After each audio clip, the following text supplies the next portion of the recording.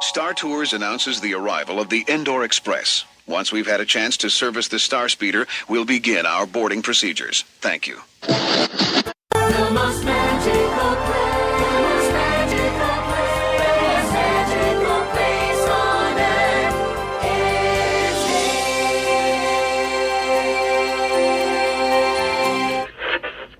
is Nobody ever had a thought that came to them from out of the blue. It came to them because of the work that goes on in their cranium command. Come on now. He wants the redhead. He wants the redhead, you scum.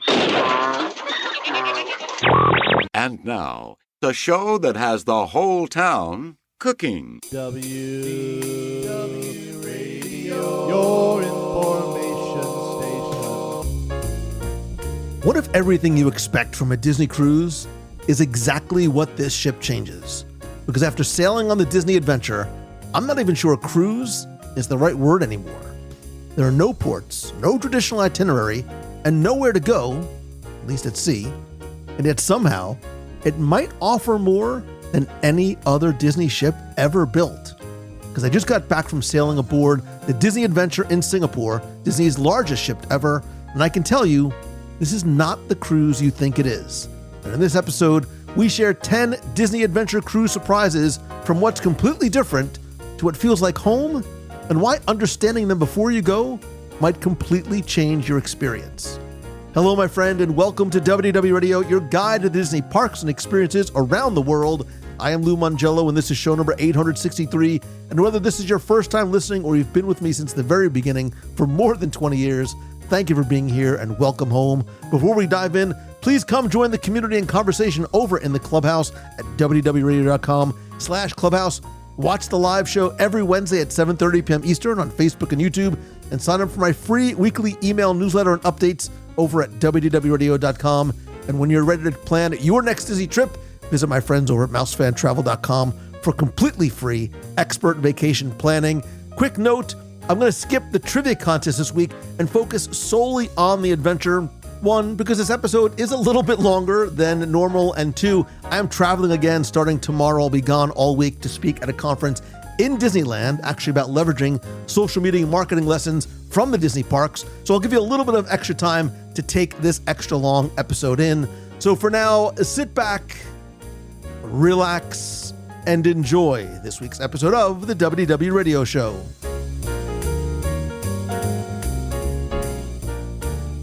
When was the last time a Disney experience genuinely surprised you?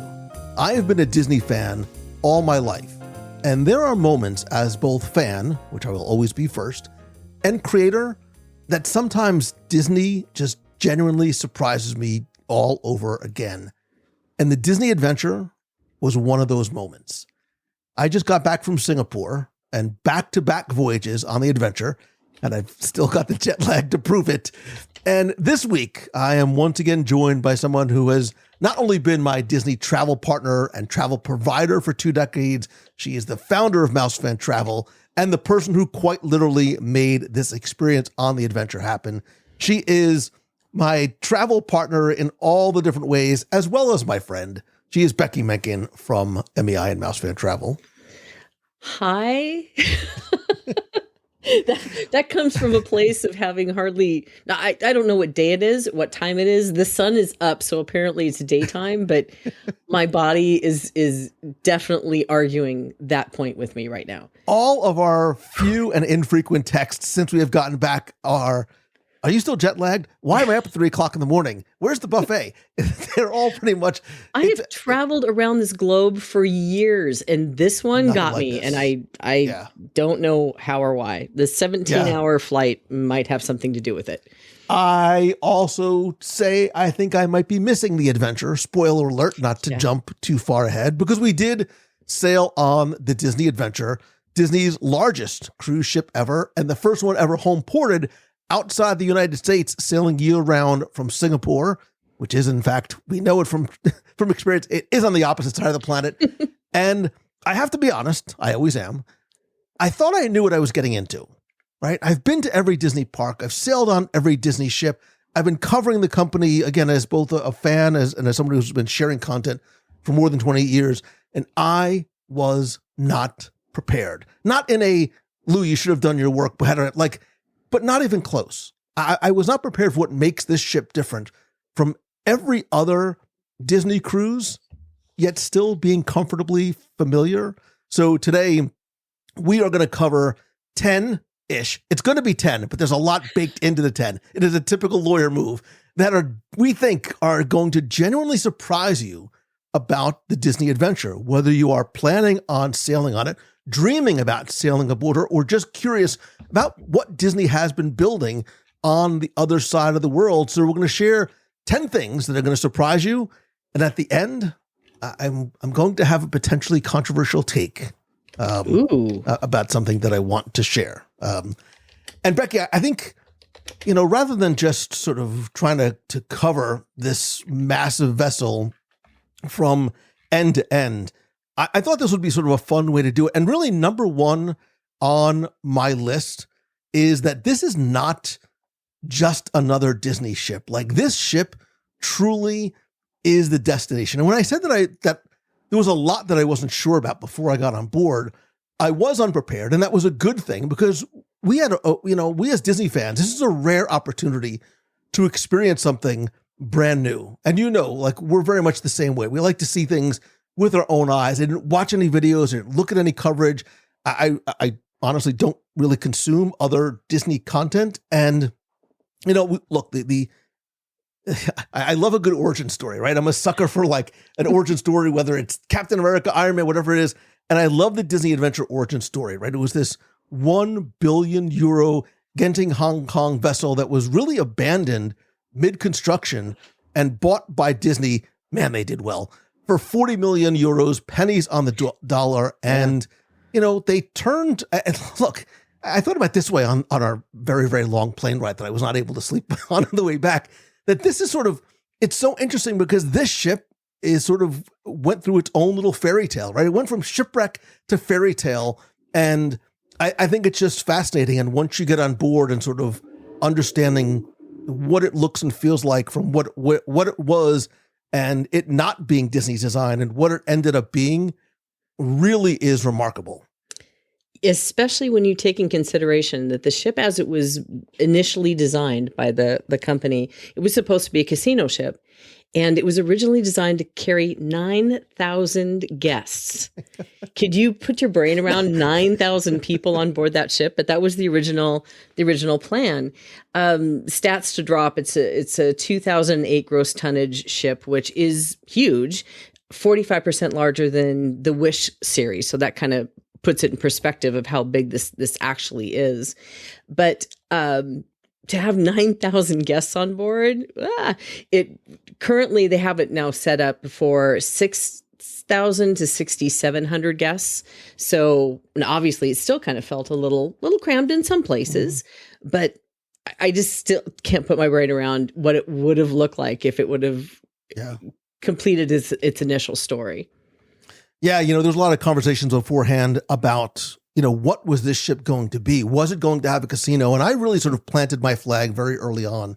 And I said, no way. There is no way that Disney is going to get into the casino business. It's just a completely different animal and really takes away from what a disruptor this ship is on this side of the planet, because most of 99.99% of the other ships do have a casino. It is very much part of, and we're going to talk a lot about cultural similarities and differences, but this was a disruptor in the industry in terms of introducing family-based, storytelling-based cruising, and really almost a test to see how well the market would respond. Having been on board, they're responding very, very well to this different type of cruising. And again, we'll talk a lot about what that looks and feels like versus what we've experienced in the past on domestic-based cruise line vessels. Yeah, it felt like when we first walked on, it was really odd to me because it's not like any other DCL experience when you first walk on, right? And you get the big atrium that opens up at you. Things were familiar and not familiar at the exact same time. I don't know if you felt that exact same way, but when I walked on, you would see the cast members and you would see familiar uniforms and you would see nods to Disney and the hid Mickeys and all the things when you first kind of board. But yet you were in a totally different place, almost like the first time we walked into Tokyo Disney Sea in a lot of ways. Things were familiar, but things were not in the places that you would expect them to be. Yeah, I mean, that's really going to be number 2 on my list, not to get ahead of ourselves, but we're going to talk about how I think it's very different from other ships. And number 3 on my list is how it's similar to what is familiar on other Disney Cruise Line ships. But I think, the reason why I wanted to start with this, and I sort of framed it about the ship being the destination. I think one of the first things people I heard saying when they heard about the Disney adventure is some version of, wait a minute, it's a cruise that doesn't go anywhere. Right. At the surface, it sounds like it's a limitation. A 3 or 4 night trip. There are no 7-night cruises with no ports, no shore excursions, no quote unquote destinations on the itinerary. Just, and if you look at the cruise map, you're literally just doing very, very slow donuts in the middle of the ocean.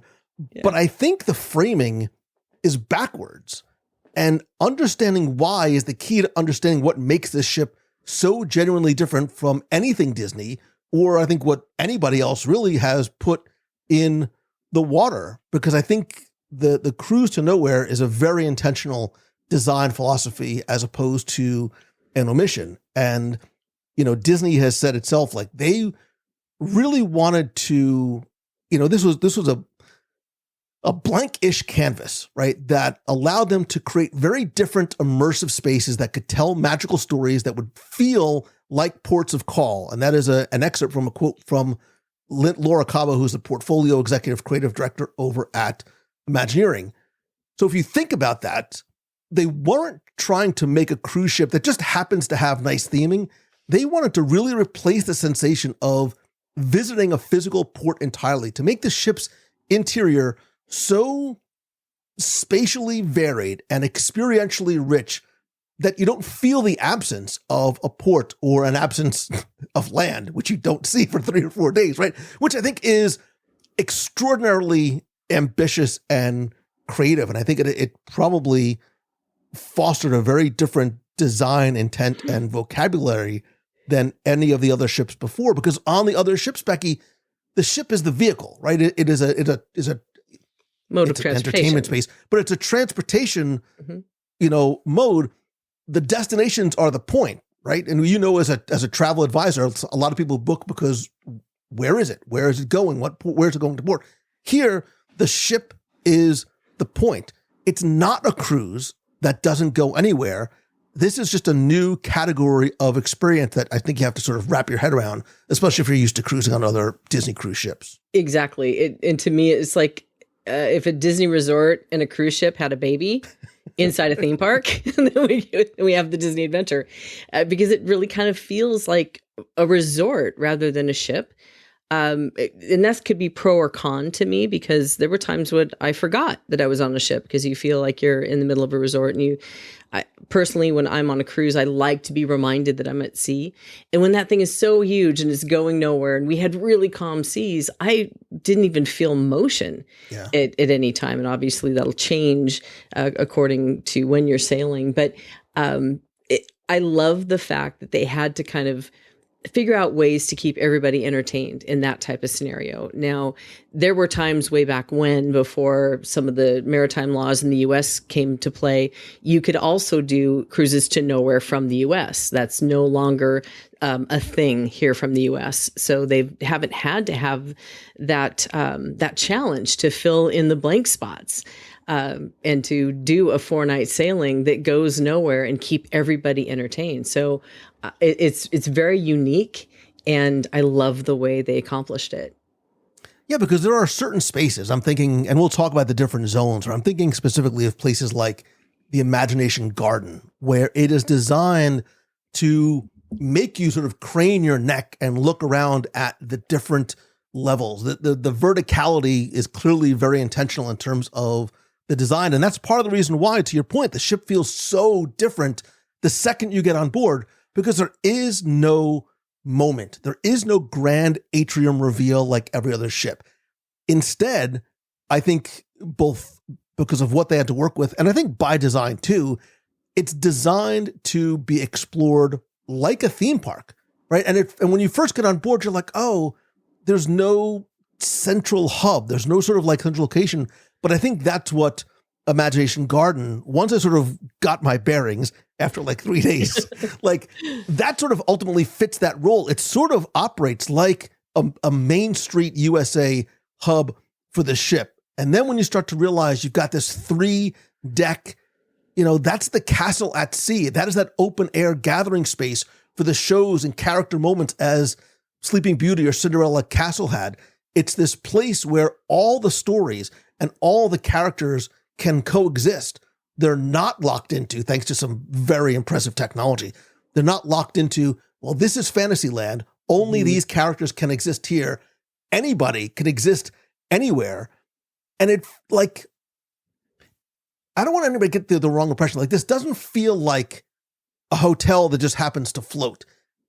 It feels more like a theme park, right, that happens to sail, right? Well, Right, because agree. all the zones have their own architecture and lighting and sound. The sound design is amazing, and very different narrative identity, just like a themed land. And I think it's just brilliant, in how, the more time that I spent going through it, just what sort of the mad scientists in the lab were able to do with the spaces that they had to work with, to make it feel like that theme park at sea. And it had that same structure, like you mentioned, when you go from land to land, deck to deck, especially in between the different lands that we're going to talk about, the lighting changes, the music changes, the sound changes. It's just like going to different lands in the theme park. So like you said, it's more like a theme park at sea that you just happen to have a place to sleep and you don't have to get on a monorail to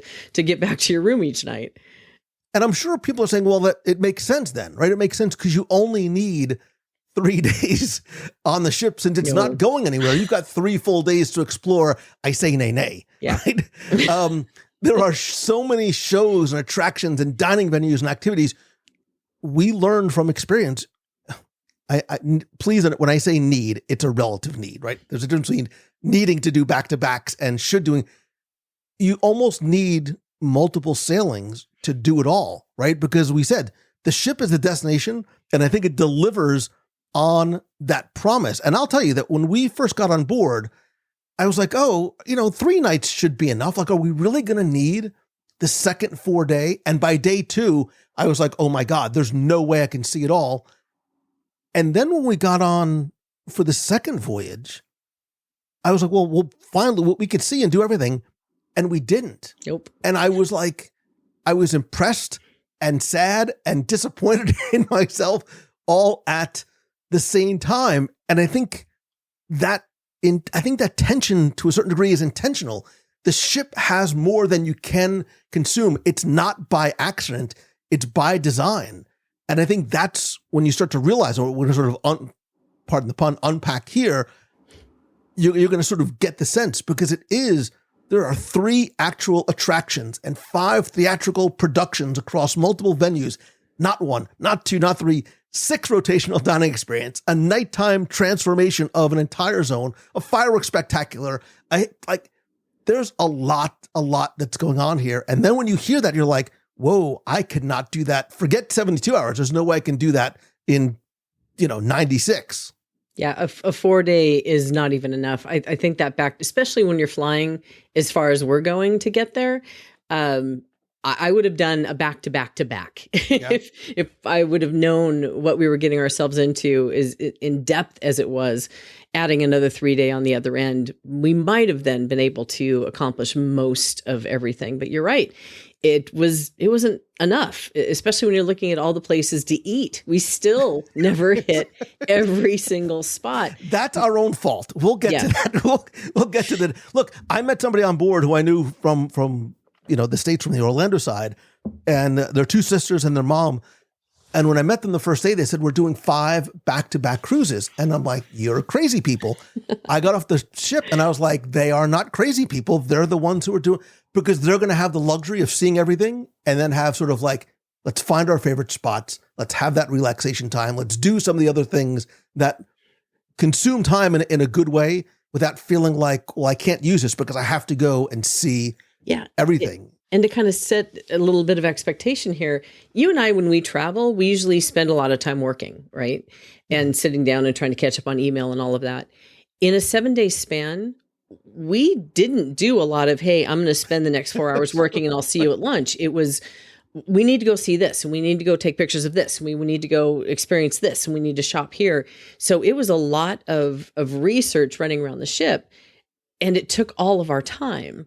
And then even trying to figure out, wait a minute, we're on the wrong deck for what we need to do. So we need to figure out how to get to that escalator, to get to this elevator, to get to where we're going. Yeah, so the scale changes everything on this ship in a big way. The scale and the unfamiliar, the lack of familiarity, because things aren't where they're quote unquote supposed to be. And I think, again, whether you're considering going or just trying to sort of understand what this ship is, I think it's important to understand what you're actually getting. This is not somebody else's cruise ship with a Disney theme bolted on top of it. I feel, and you can disagree if you like, I feel that this is closer to a Disney theme park and sort of hotel that happens to move, right? But unlike a park, you sleep there, you eat there, you watch Broadway shows there, everything is there, and most of it is included, and it's incredibly high quality, high production value. We're going to talk all about these things. And I think that instead of thinking about it as, well, this is a cruise to nowhere, think about it more as this is a Disney park that you board in Singapore and you don't have to leave for 3 or 4 days. And that's not, that's not a consolation prize. Like, that's the product, because I think every other cruise ship to a certain degree asks you to trust that the places that it's taking you are going to be worth the trip. And I think the adventure is asking you to trust that it is the place. And having sailed on it twice, I can tell you it is. I agree. I absolutely agree. And again, I'm still kicking myself for not adding the extra 3 nights. So I think that there was a part of us that there was this unspoken conversation. We looked each other in the eyes, and then this, if we could have stayed, well, we had to come back for a ride. Like, if we could have stayed and gotten back on, we possibly would have tried. I mean, I also would have gone to Tokyo Disney Sea, but that's a separate conversation for a second. So so number 2 on my list, it takes me to, and I think it's important that we talk about the differences from other ships and experiences, because if you've sailed Disney Cruise Line before, and you should, because it's amazing, I sort of felt, Becky, that we boarded the adventure with muscle memory that was misleading us around every turn. Like, the bones are familiar enough, right? Mm-hmm. Rotational dining, character meets, the theater shows, fish extenders on the doors. We'll talk about that too. But the execution of everything is different. And some things don't exist here at all. And some things are unique to this ship. And I think knowing what's different before you board will not only help set expectations, but I think for some people also save some frustration as well. And I think we should talk about, what's different, what's gone, what's new, etc. Yeah. Can I just put the number one thing that's different than any other DCL ship, which was my favorite thing ever? I need a little bell that I could ding every time.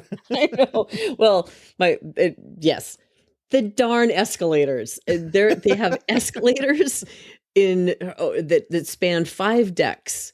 So it takes the pressure off the elevators, which was really nice. And I loved the way they have those beautiful murals of all the different Disney characters. So you just wanted to ride them just to look at the murals for the fun of it. But then it just became one of the things I posted, this is my favorite ride on board the ship, is the darn escalators. But for having so many people on board, all trying to get to the same general areas, because the 5 decks it spans is from 5 to 10. And that's the majority of where the internal places are where people are going to hang out, between the dining and the shopping and so forth. To have that kind of efficiency of moving people around was so wonderful, especially when, yes, they had these two wonderful elevator banks, but they were not destination elevators. And there it goes. Disney Ding, ding, Cruise ding, ding, Line, ding. if you're listening, here's one on my list. Please remember there are things called destination elevators, which are amazing, but they did not install them here, unfortunately. But the escalators took away a lot of that pressure, and I loved it. It was like an extra ride. It really was. It was an attraction for me. Fortunately, I'm not a big drinker and I don't play drinking games, but if there was a drinking game for every time you said the word destination elevators, I would have been passed out by like hour 3. Well, Because you there are two experienced banks. them. There are 2 banks of 13 elevators Yes. each. It's not like the Wish class ship where there's 2 banks of a much smaller number of elevators. But remember too, there's a lot more guests that are moving. So I want to talk about some things that you might expect to be there and are not. And we'll talk about some of the structural differences and maybe some things that, and again, we can agree or disagree, some things that maybe even are better because of the differences. So for example, things that are gone entirely. We talked about this a lot. Unlike every other Disney Cruise Line ship, to a certain degree, again, I think the Wish class is a little bit different. There is no adults only area. None. Mm-hmm. I think the infinity pool, the infinity bar in the aft of deck 18, yes, there are like 20 decks. It's the closest thing to an adult only area, but it's not, right? It's not exclusive.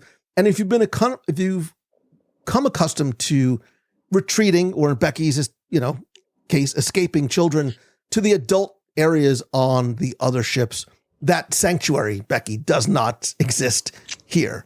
Yeah. Some other things too, like there's no pirate night. There's no farewell night. And this is it's silly, but it's not, because I think this matters in a big way. There's no family announcement at embarkation, right? There was almost a little bit of like concern and panic the night before, because I was like, Becky, did you get luggage tags? She's like, no, I get you don't get luggage tags before the trip. It's actually cool. You get your luggage tags. There's a person that has a tiny little printer like strapped to his or her body that prints out your luggage tags. They're there. And I mention these because these aren't sort of small things to experience Disney Cruise Line guest. I think there's sort of this like anchor of things that are part of the sailings that just aren't there. Like when you walk on, you don't get that welcome the Mencken family. You don't get the Jones family. You don't get that grand atrium reveal. You don't get a grand atrium at all. You walk into an elevator bank sort of next to a stairwell, and we sort of stood there like looking at each other like Left or right? what do we do? Like because we don't have that signature arrival moment there, right? I think the signature arrival moment, and I almost wish to a certain degree there was almost, they want you to sort of go off and explore and go to where, but there's almost like direct people to Imagination Garden, because when you go there, that's the reveal, right? You've got this multi-story, indoor, outdoor reveal, but you have to find it, right? You have to sort of go and seek it out and find it. Did we mention the ship is very big and wear comfortable shoes? Yes. I will say I didn't really. Could you imagine them doing the family announcement for 6,700 people? How long that would take. Yeah. So while I miss it in spirit, it didn't impact how I felt about the experience whatsoever. And like you said, you're walking into just a hallway right into the elevator bank, where you can then decide if you're going to go left, right, up an elevator, down an elevator, or there's a ton of people also there waiting to help you. So many are stating, okay, lunch is here or here. You can go to this deck or this deck. And that's one thing that I really felt that was really nice, as opposed to the other Disney ships where you have people clapping as you walk in. That's great. But to have a whole bunch of people standing there going, how can I help you? Where do you want to go? Are you hungry? Let me show you where to go for lunch. I felt that was very welcoming, and I felt taken care of from the moment I walked on because of that. And two things too. One thing I loved, there's navigational signage everywhere. Like it's very easy to find your way around. The other thing too, because I heard this a lot, was people like, well, this is in Singapore. Is there going to be a language barrier? Right. Singapore has 4 sort of major languages, English, thankfully, being one of them. Everybody without question, everybody speaks like perfect English. Like that should not be a concern at all. Yeah. So yes, so you walk into this, and again, the promenade, for example, is not on deck 4, it's on deck 7. So again, doesn't loop completely around the ship. So if you're used to certain routines when you get on board, you're going to be like, wait, this is not the way I normally do things. Even rotational dining is different. There are 6 rotational dining restaurants, which I think was part of the impetus for us going, we can't eat everywhere. We physically have to go back to back, but you only visit 3 per sailing, and you basically visit 1 from each thematic pair. Like the menu, it's basically there's sort of 3 pairs of restaurants to sort of mimic and match each other, and the menus are the same. The spaces are a little bit different, and you're randomly assigned to which restaurant in each district that you dine in. You don't really get to choose. So if you're used to the way that you sort of plan your meals on DCL, it's a little bit different. But again, well, obviously we're going to talk about dining separately, but my concern, like, we're not going to see every restaurant, was very quickly obviated when we realized it's basically the same experience in both. Right. They just didn't have one big space that could handle that rotation. So they mirrored them. And I think that's brilliant, because when we were first told there's 6 different restaurants, you're thinking, how am I going to possibly see all of that and taste all of that and eat all of that? And I don't think anybody does a really good job of preparing you for the fact that don't worry about it. There's no stress. You're going to be able to have the same menus, even though you're going to be in a different location. The theming is the same between the 2 in general. Like, for example, one's Hollywood and one is Navigators. But it's the same menu and the same show basically goes on. So if once you understand that, it makes you feel a little bit more comfortable and less stressed about what you're doing, until you discover that there's over 20 different places to eat when you're done with it, and your stomach cannot handle 20 different places. Well, at least mine can't. I tried, a 4-night sailing. I did. I gave it the old college try. But I also want to be clear, and we'll talk about some of these things in obviously much more detail, but I think there's also I don't want the differences to potentially be looked at as negatives, because I think there are some things that work to the advantage, and I think are even better on the show. So, for example, we'll talk about, I know I'm not a big merch guy. I'm also not a big sweets guy, although after the adventure, I think both of those things have changed.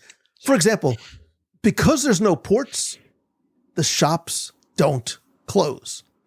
I mean, they close eventually. Like, they're not 24 hours like Denny's. They do close but retail stays open throughout the entire voyage, right? And that's it's a double-edged sword, because you also realize that merchandise moves very, very fast on a ship with 6,700 guests and no restocks. We'll talk about that too.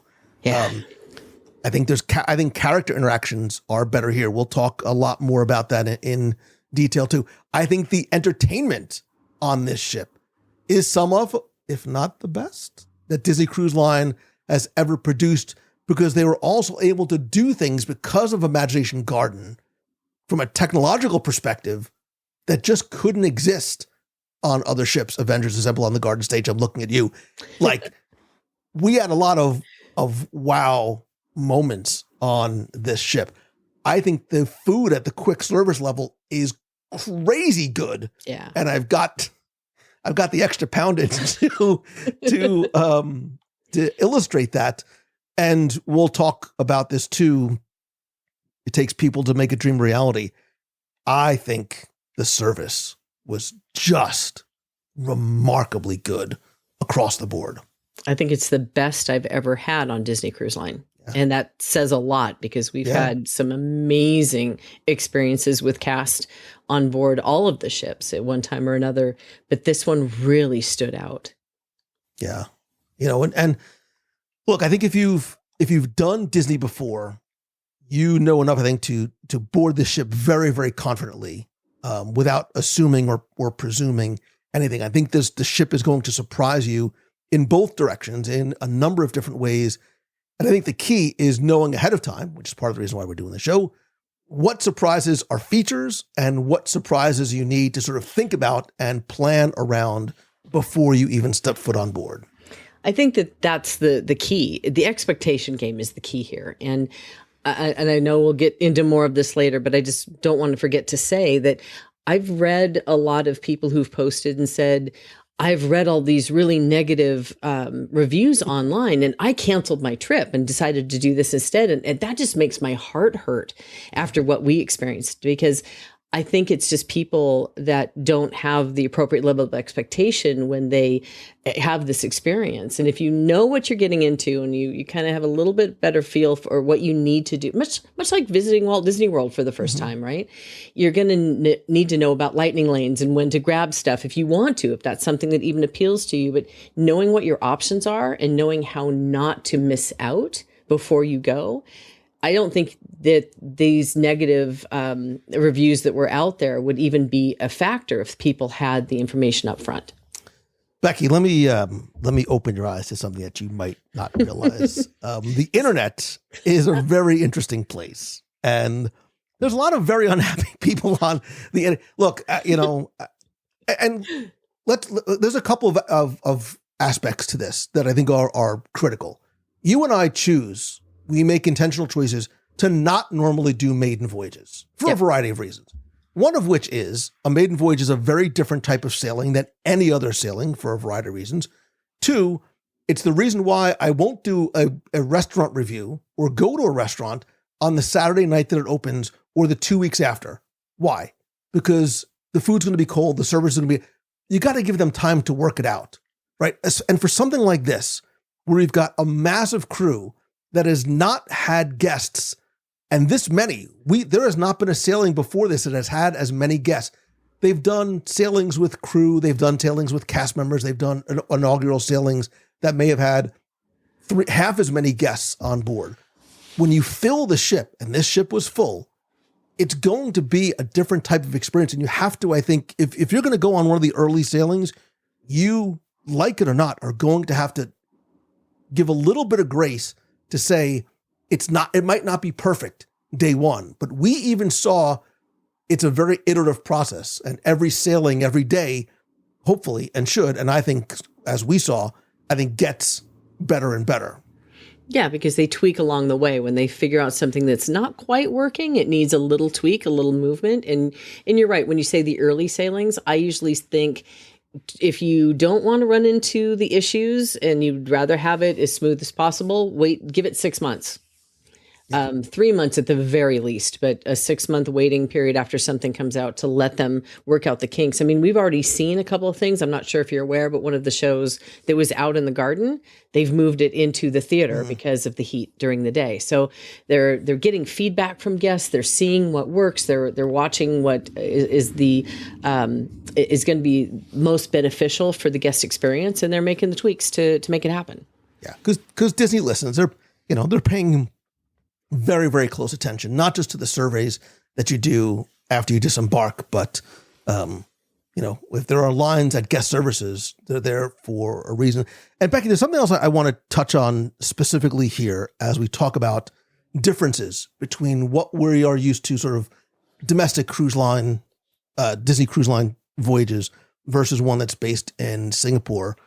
And there are cultural differences. Yes. The adventure draws a wonderfully diverse crowd, clearly dominated by multi-generational families, Disney fans from Southeast Asia, which is a very different vibe from American-based Disney sailings. And I think, and I've said this in the past, we've done ABDs around the world in a variety of different places and different cultures. You have to go in understanding and appreciating the cultural differences. And respect the fact that you are in someone else's house. You go to someone else's country. This is my feeling. You can agree to disagree. It's fine. You are at someone else's house. Things might not be the way that you are used to, but you are visiting another country or visiting another culture. And there are things here that are very different, right? Again, this ship is, when I say it sort of parenthetically, it's not meant for us. Right. 90% plus of the guests sailing on the adventure are first-time Disney Cruise Line passengers. Most are first-time cruisers entirely, and most come from that region of the world. And think about that for a second, because when we go on any other Disney ship, we are surrounded by what? We're surrounded by Disney Cruise Line veterans, Castaway Club members, people who know they could navigate these ships with their eyes closed, right? They decorate their doors. They know fish extenders. They understand rotational dining and, all of the intricacies of scoring Palo reservations before they get on board. On the Adventure, 9 out of every 10 people around you have never done it before. And I think you have to go and understand that might change the vibe and the pace and what you need to know going in. And look, this is not an American crowd, and that's the beauty. And I think that's the point, right? And I think, a lot of people, again, I sort of say domestically, states, whatever, choose Disney Cruise Line because, and my kids grew up on Cruise Line, right? They can go and do their thing, and the parents can do their thing, and they come back together for dinner, and it's all contained in this one single safe space. It gives the parents time alone. It gives the kids their sense of independence. But, and again, I'm painting with a very broad stroke of the brush, but please understand, for Asian travelers, and I talked to a number of crew members on board who confirm this, travel really is about spending time together, where the grandparents and the kids and the parents, everybody is really trying to maximize all that time together. So, for example, there are open houses in the kids club every day. Like usually it's just on the first day on regular sailings. Here, the parents and the kids don't want necessarily, again, I'm overgeneralizing, but understand. And I think it's one of the things that we have to sort of internalize before you get on board is that the crowd philosophy is fundamentally different. We are used to cruising on Disney Cruise Line as a place where you decompress, everybody spreads out. We're here, a majority of the guests are here to do the opposite, right? They're here to converge. These multi-generational families are traveling together as a unit to stay together, to play together, to eat together, to do everything together. So the open houses every day aren't this weird quirk or like, oh, we're just trying to fill the navigator with things to do. It's the recognition by Disney that parents don't want to drop their kids off and disappear. Look, there's a lot of parents here like, I can't wait to drop my kids off at the kids club. That's not what they want to do. So that does affect things like the queues and deck spaces and dining paces and just the energy that might feel a little bit different. And that's a great point to why there's no dedicated adult space, because they're primarily focused on those families who want to stay together. Another benefit for those of us who kind of do want our own space and time is that you don't have mom trying to get away for a massage. Getting a spa appointment was relatively easy any day because they're not filling up right away because these families want to stay together. So it was an interesting difference that I wasn't prepared for, which totally surprised me that, I could get a spa appointment for any time, any day during the day. I could walk up and say, hey, do you have something for a nail appointment in an hour? Yeah, sure we do, which was refreshing in a way. Yeah. I loved being able to just walk into the gym anytime I wanted and just Which you spent a lot of time in the gym. I think once to do this with your camera one time and walk out. I felt wildly uncomfortable. Like, sir, you are not supposed to be here. The other thing too, and I want to share this for, guests who have been used to doing Disney Cruise Line. I sort of just say the Americas just sort of like grounded. From a practical perspective, the queue culture, in air quotes, is markedly different, right?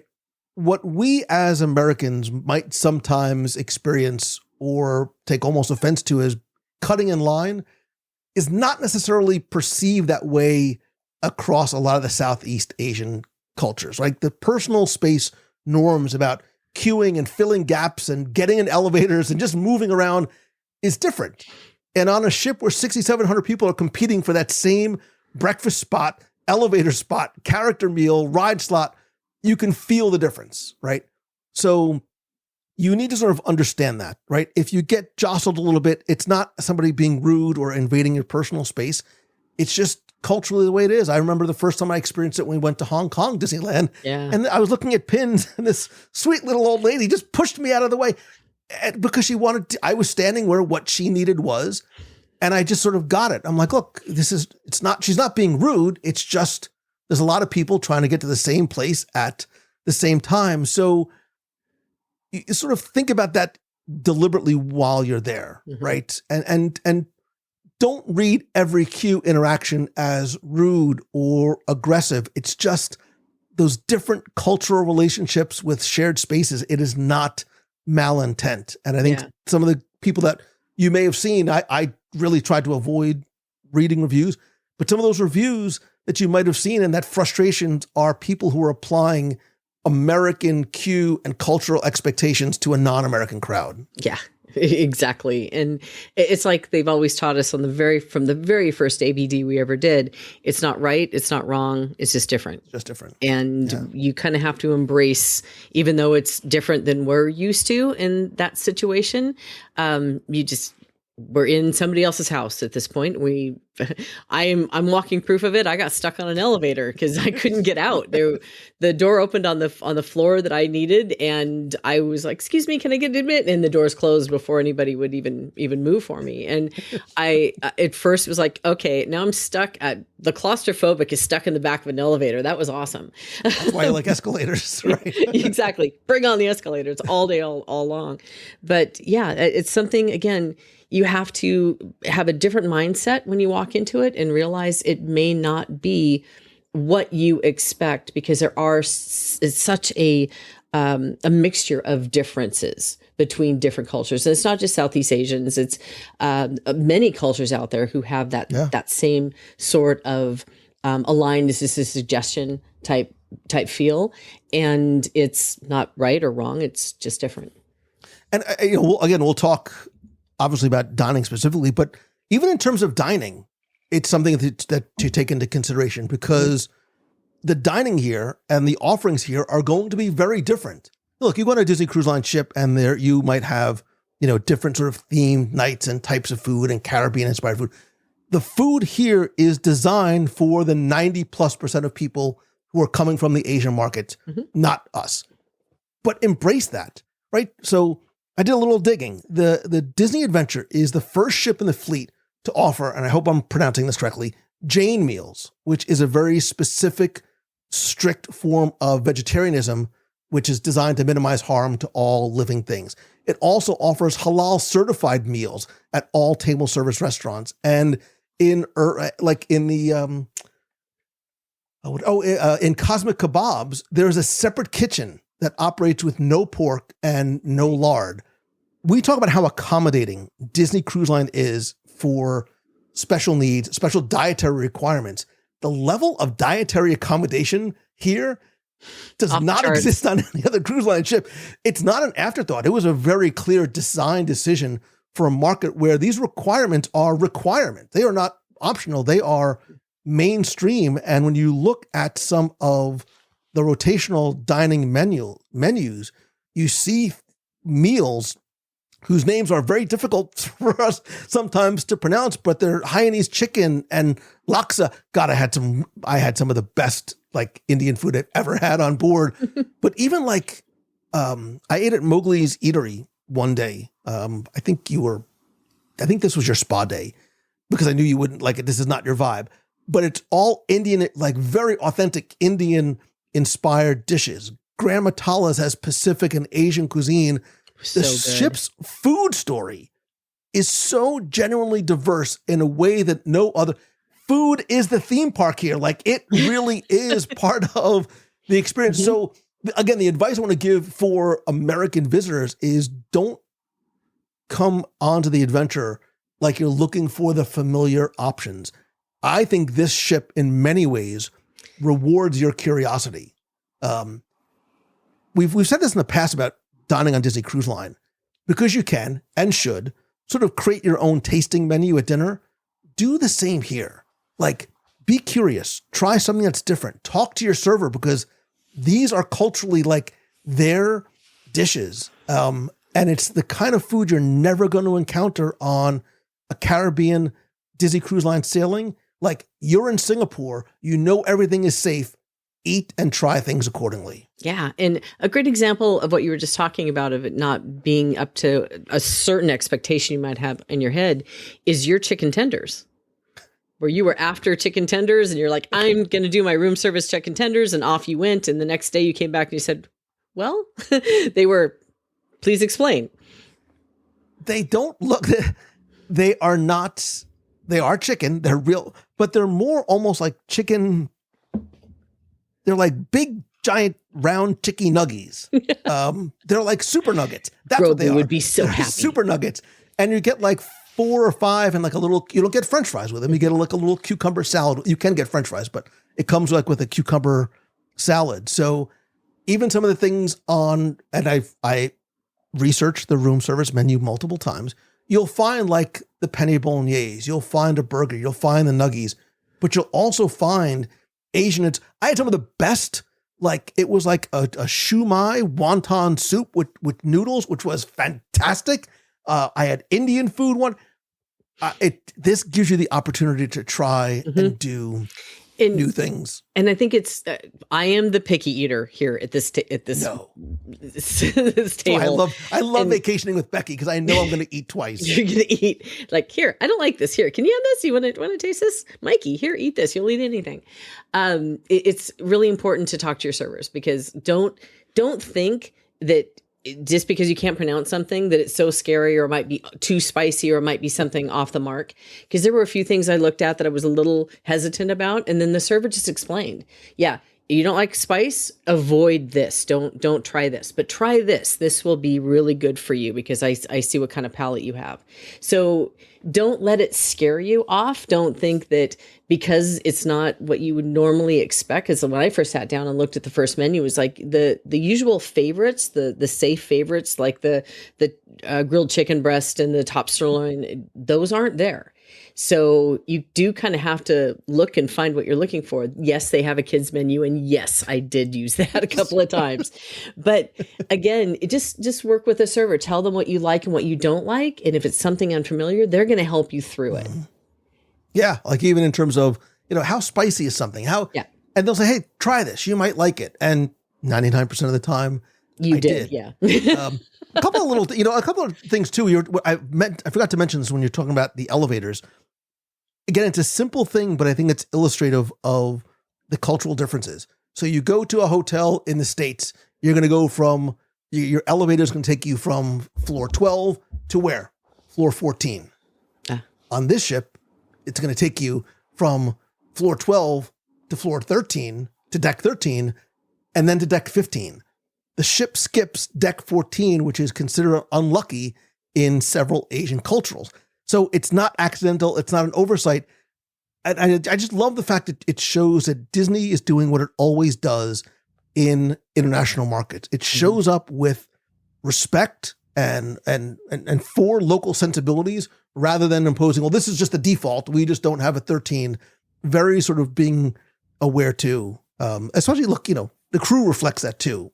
Somebody told me that there are like more than 50 nationalities on board, including obviously a lot from Asia. And I talked to one of them and I was like, yeah, the ship really feels like home for me because there's so much cultural connection and authenticity with every interaction. I was so happy to hear that from somebody who was a crew member too. But we also saw like, there's also some interesting like friction points too.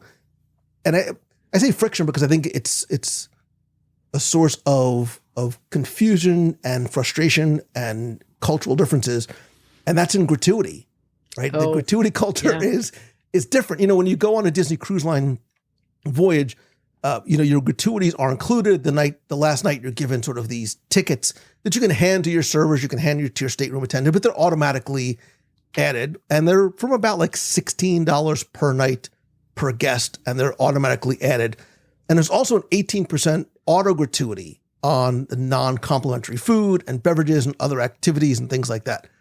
In a lot of Asian cultures, tipping is not standard practice, and the auto gratuity feels unfamiliar, and I think, and I'm assuming uncomfortable for some. So those of us who are sort of used to sort of tipping in this way, it's fine, but it's something that I think a lot of Asian guests who are coming from that region, we've heard from some of the crew members, and I talked to somebody there, and she's like, yeah, a lot of the times you'll see, especially the last night, folks are getting online at guest relations, wanting to take those tips off just because it is not part of their country. Now, that's not to say we should do that too and let go and don't take your tips off. Yeah, don't do that at all. I think sometimes, I would rather overcompensate than undercompensate. I am the first person to gladly way over tip for excellent service, which we found a lot. And I know your favorite bartender at your favorite bar, you made sure like you wanted to take care of them. Oh, absolutely.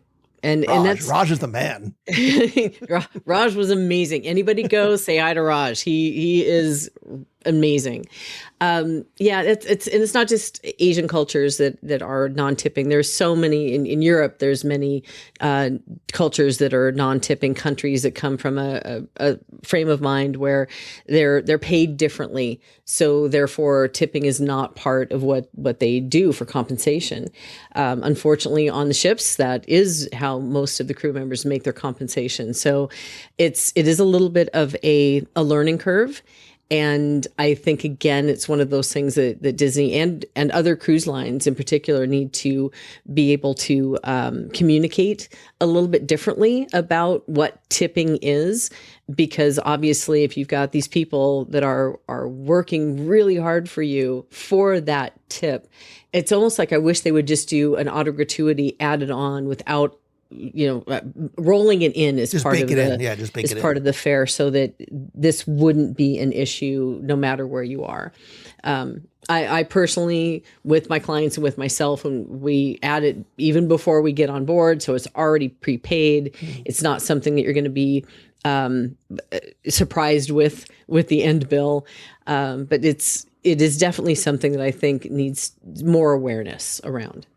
Yeah. And look, again, I don't want to spend too much time on this because we're only on number 2 and I'm like, wow, we've been recording for almost an hour. But I think these are important things to discuss from the outset. And if you are thinking about cruising on the Adventure, and I'll sort of, say again, coming from America per se,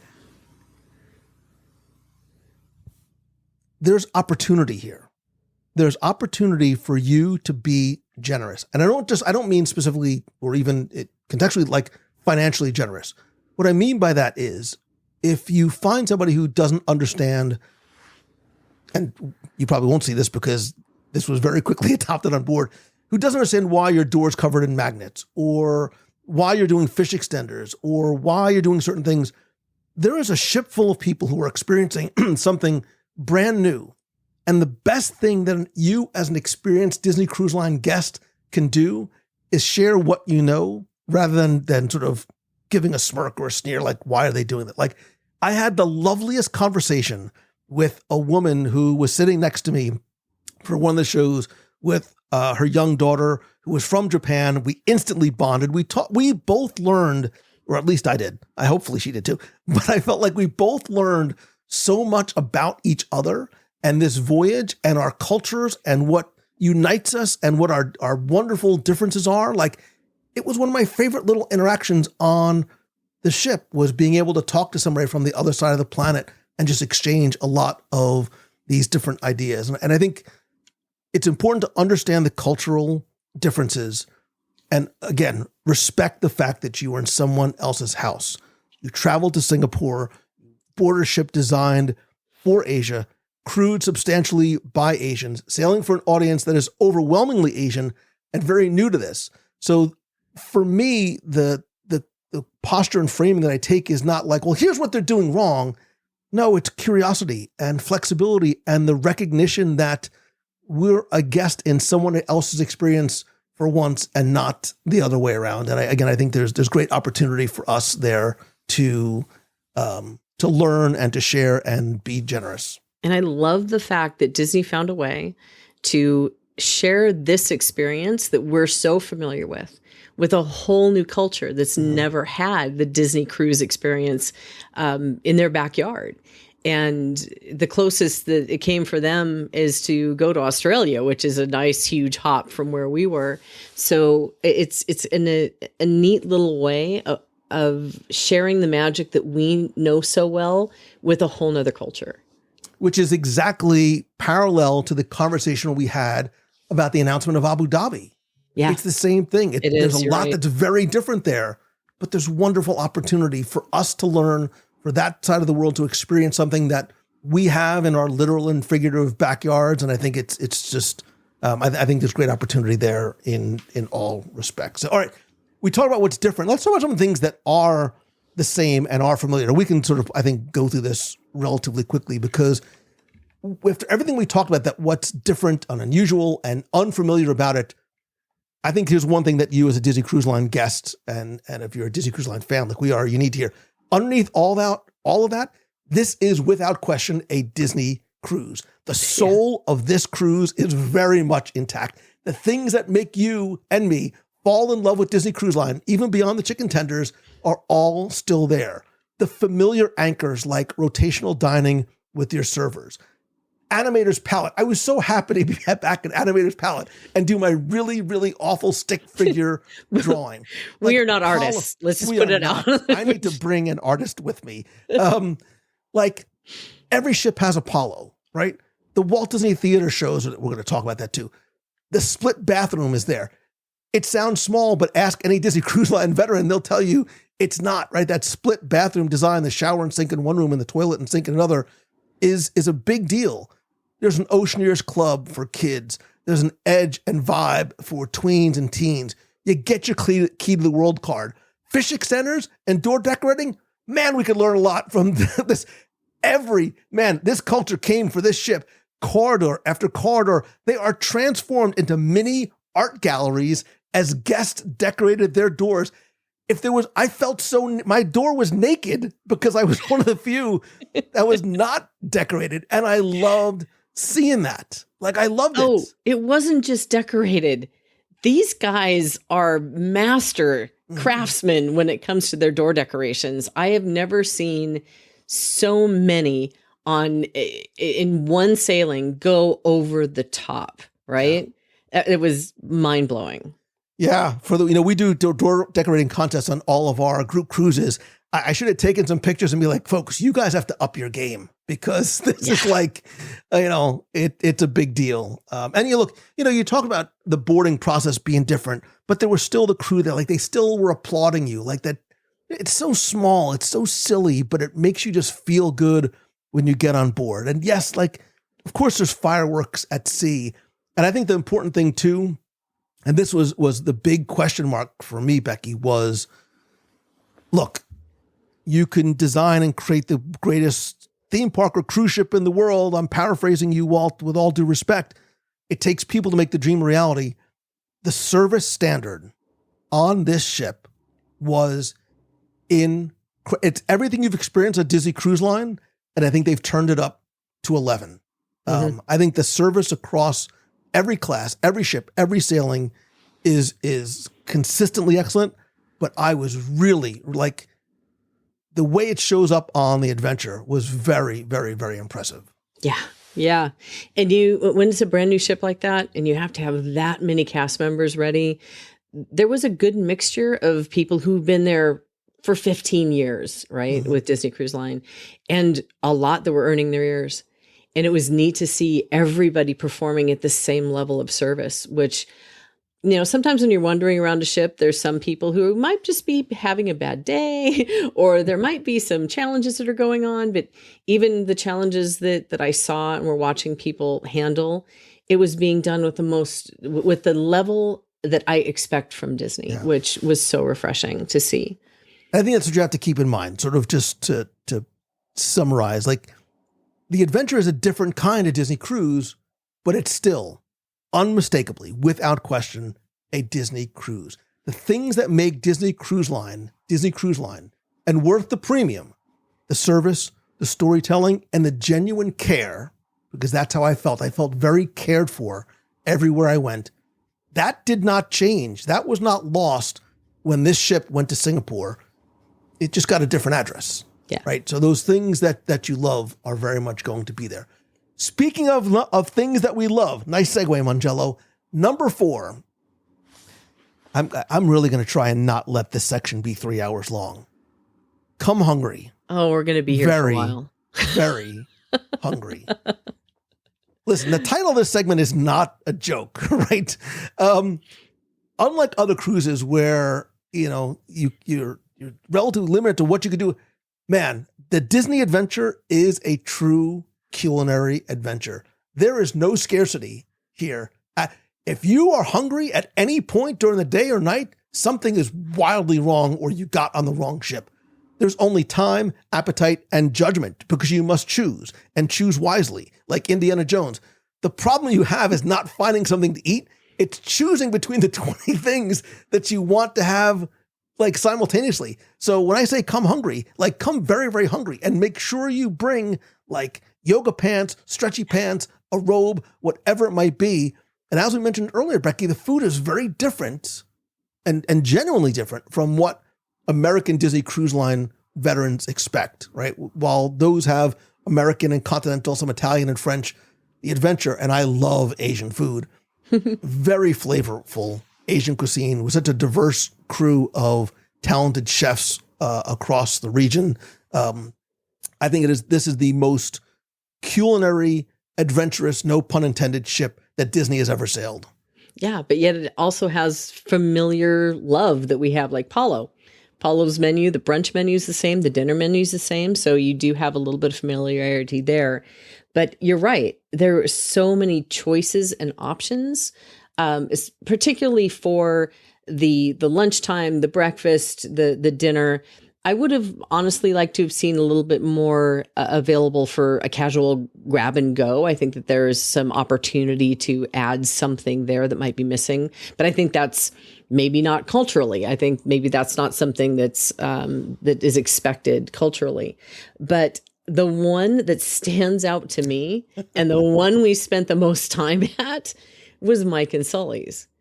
And wait! Before we get to the paid, let's just. I want to just quickly. Oh, you want to go through the rest of stuff? Just for those who are unfamiliar.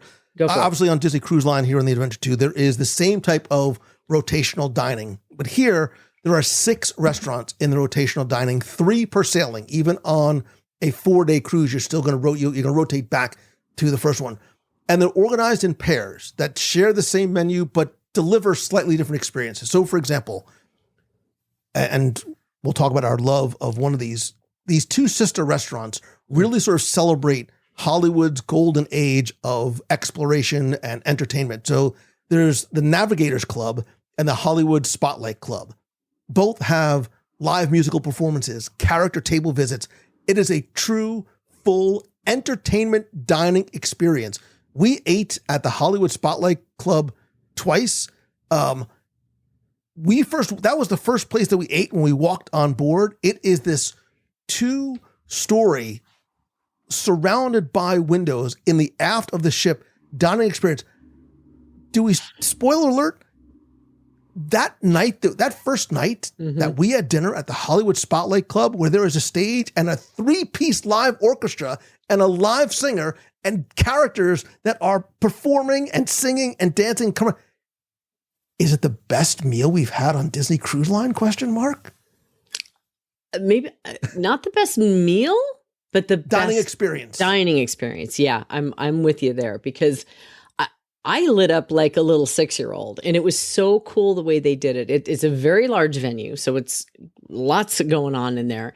And you have Mickey and Minnie and Donald and Daisy that come in all dressed up, ready for the perfect theme of that old Hollywood theming they've got going on. They perform, they dance, and then they go out into the crowd. And it's not like they stop at every single table to take a quick, or to take a long-term photo with each person. It's a flyby. It's a selfie flyby, but it's done in such a way that you feel like you've gotten everything out of that character. And they're so funny and they are so entertaining as they're running through, and you can't take your eyes off of them. You end up with great pictures, with great memories. Yeah. And yeah, we stood, I just remember when it was over going, again, I want to see that again. And why aren't they doing this on the other ships? Because this is incredible. It was so uplifting. One of my favorite dining experiences ever. It's the best rotational dining Disney Cruise Line has ever produced, period. Hands down.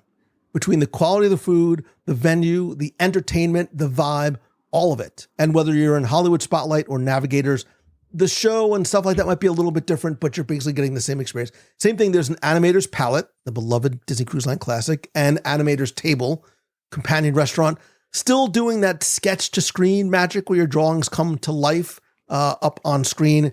The film roster and room designs are just a little bit different.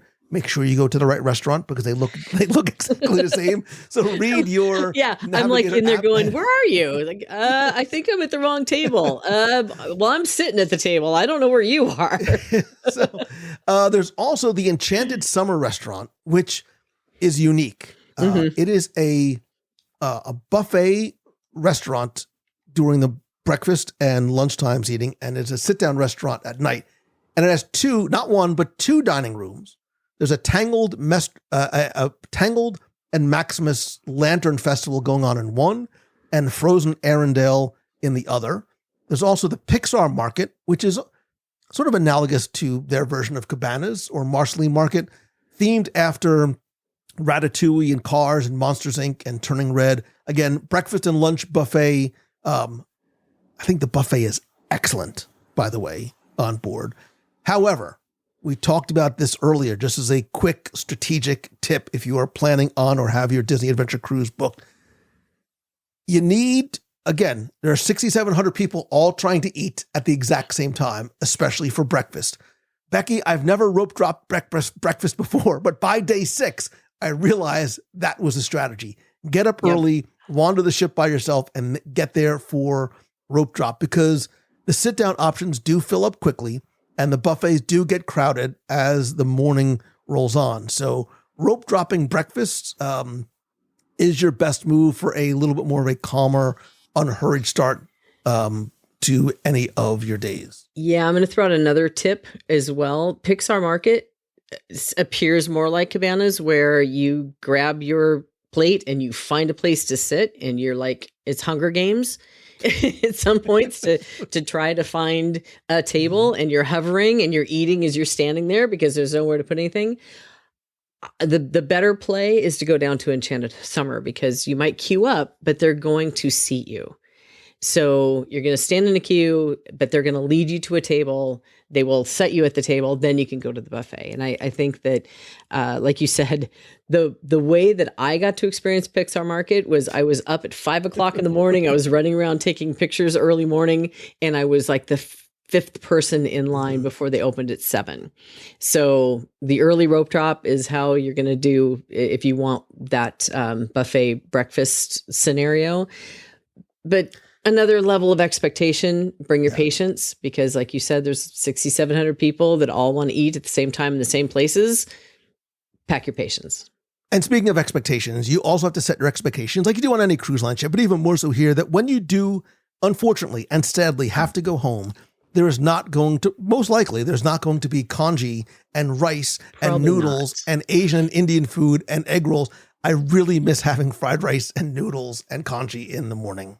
The one thing that we did notice, though, as at the lunch quick service places and at the breakfast places, they don't linger. That culture eats and gets out. So you're not going to see every family sitting there on their phones like you do on the ships that we're on for like 30 minutes after they finish their breakfast because they're just sitting there.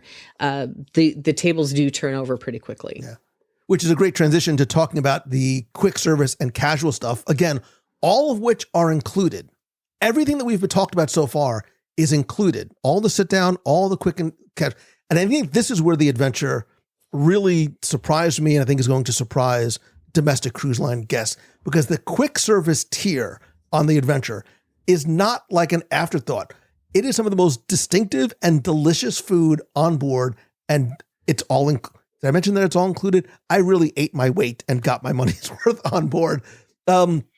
So there is Grandma Tala's Kitchen, which is this Moana-inspired Pacific and Asian cuisine. Think rice bowls and Pacific Rim flavors, really like outstandingly good.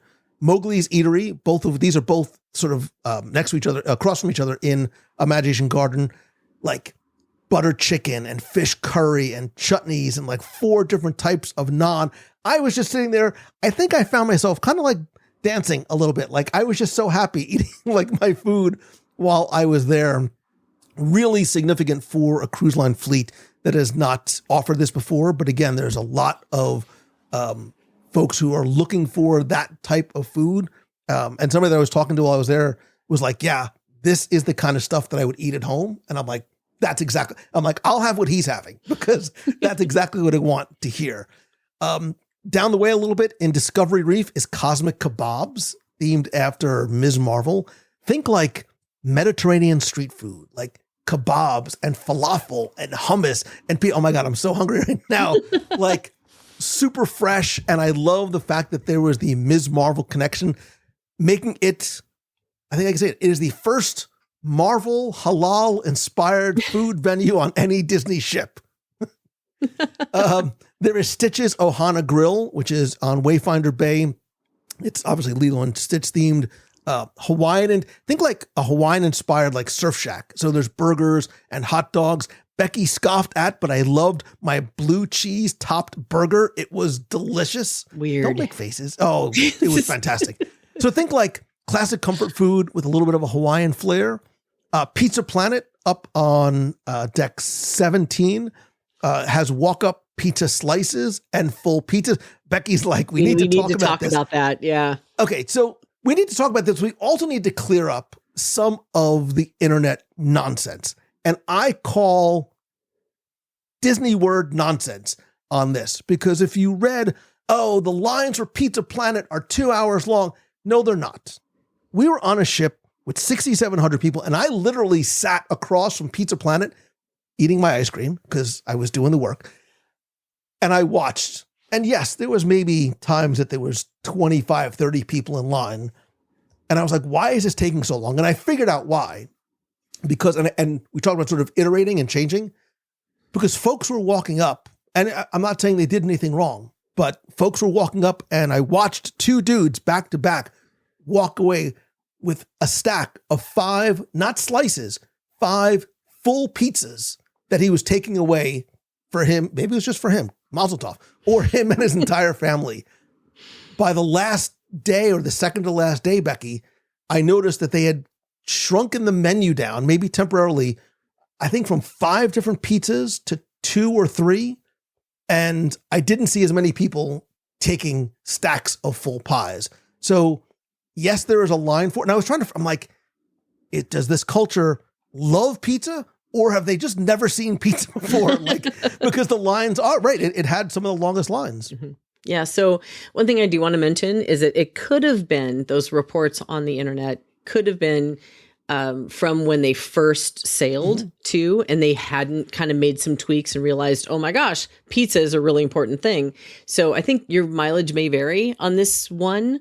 I'm not going to discount what people have said, but obviously on the internet, they do tend to maybe stretch things out a little bit. But we've also had that experience on other ships too, where if people are ordering full pies and they are producing them at a pace of people wanting 2 slices a person, it's going to back things up. So hopefully, because they're made fresh, like they're making the pies, like they're not like nuking pies. They are making those pies on site. Exactly. So I think I would love to go back, and I didn't have any pizza. And that might be something too, is that all of those reports of these really long lines in line for pizza by the time we got there may have also been, I know there's long lines, I'm not going to try it, which is exactly the approach that I took for it. So all I'm hearing is that we need to go back and try the pizza. Yeah, we need to either confirm nor deny or confirm what is happening at the pizza line. That's worth a 17-hour flight. The only other thing, and I think this sort of warrants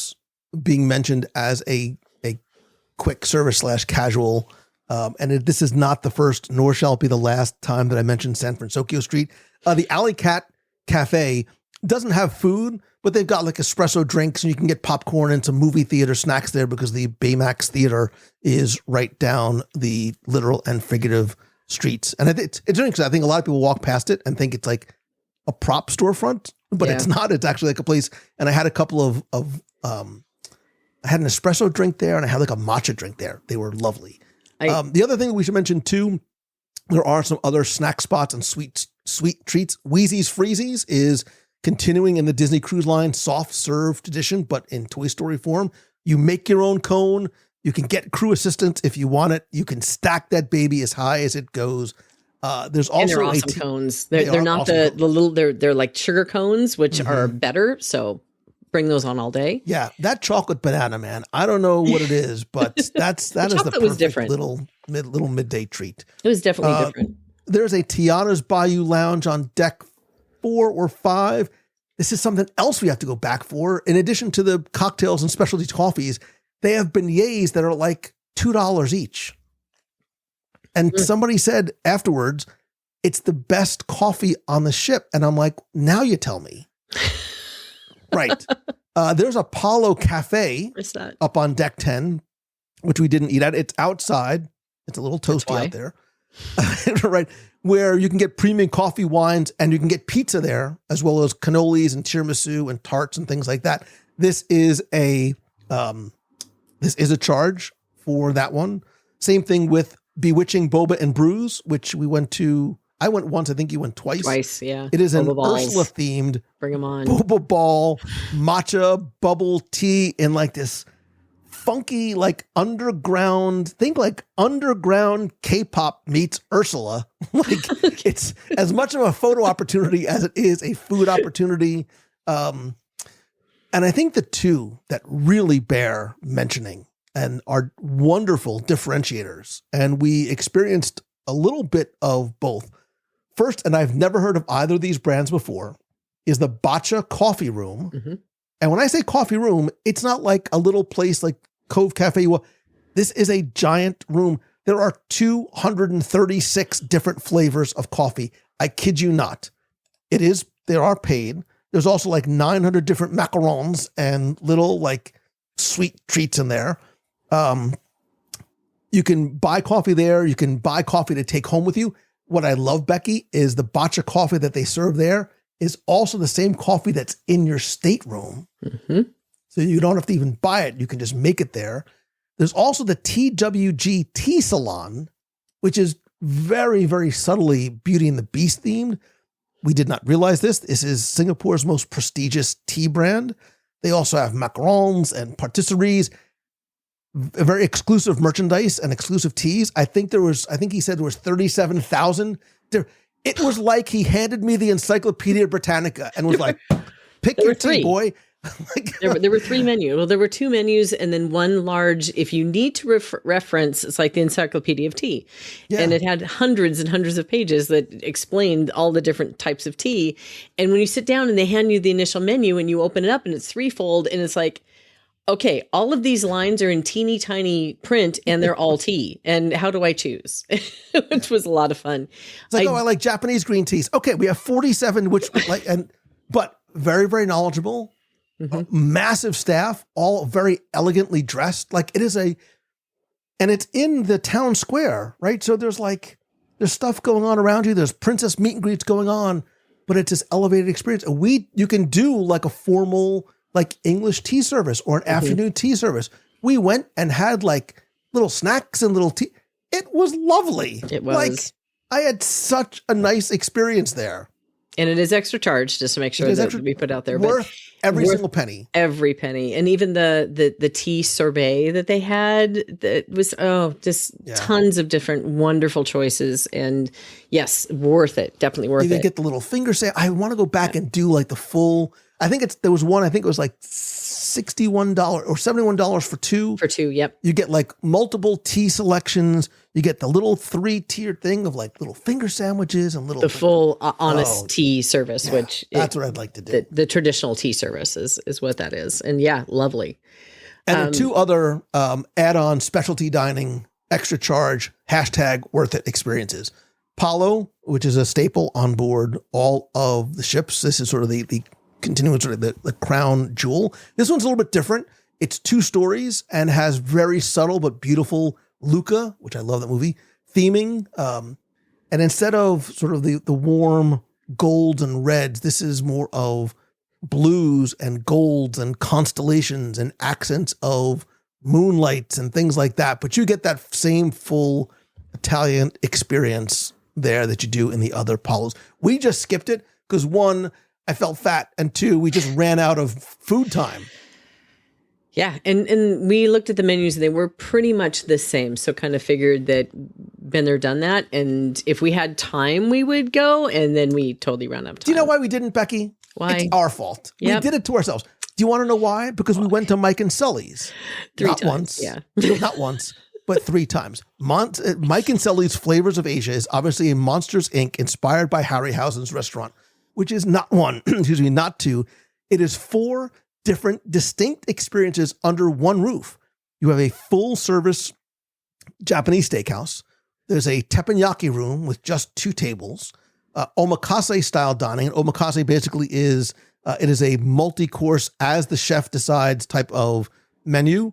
And then there's sort of the outdoor sushi, sashimi garden with Asian street food as well. We did 3 out of the 4. We went to the steakhouse, the teppanyaki room, and omakase. The steakhouse was lovely. The teppanyaki may be the best teppen experience because it's elevated and it's almost omakase style because it's like a 9-course meal. It was fantastic. Mm-hmm. I love, that's my favorite meal on board the ship of anything that we did in terms of the food and the quality and the taste and the presentation.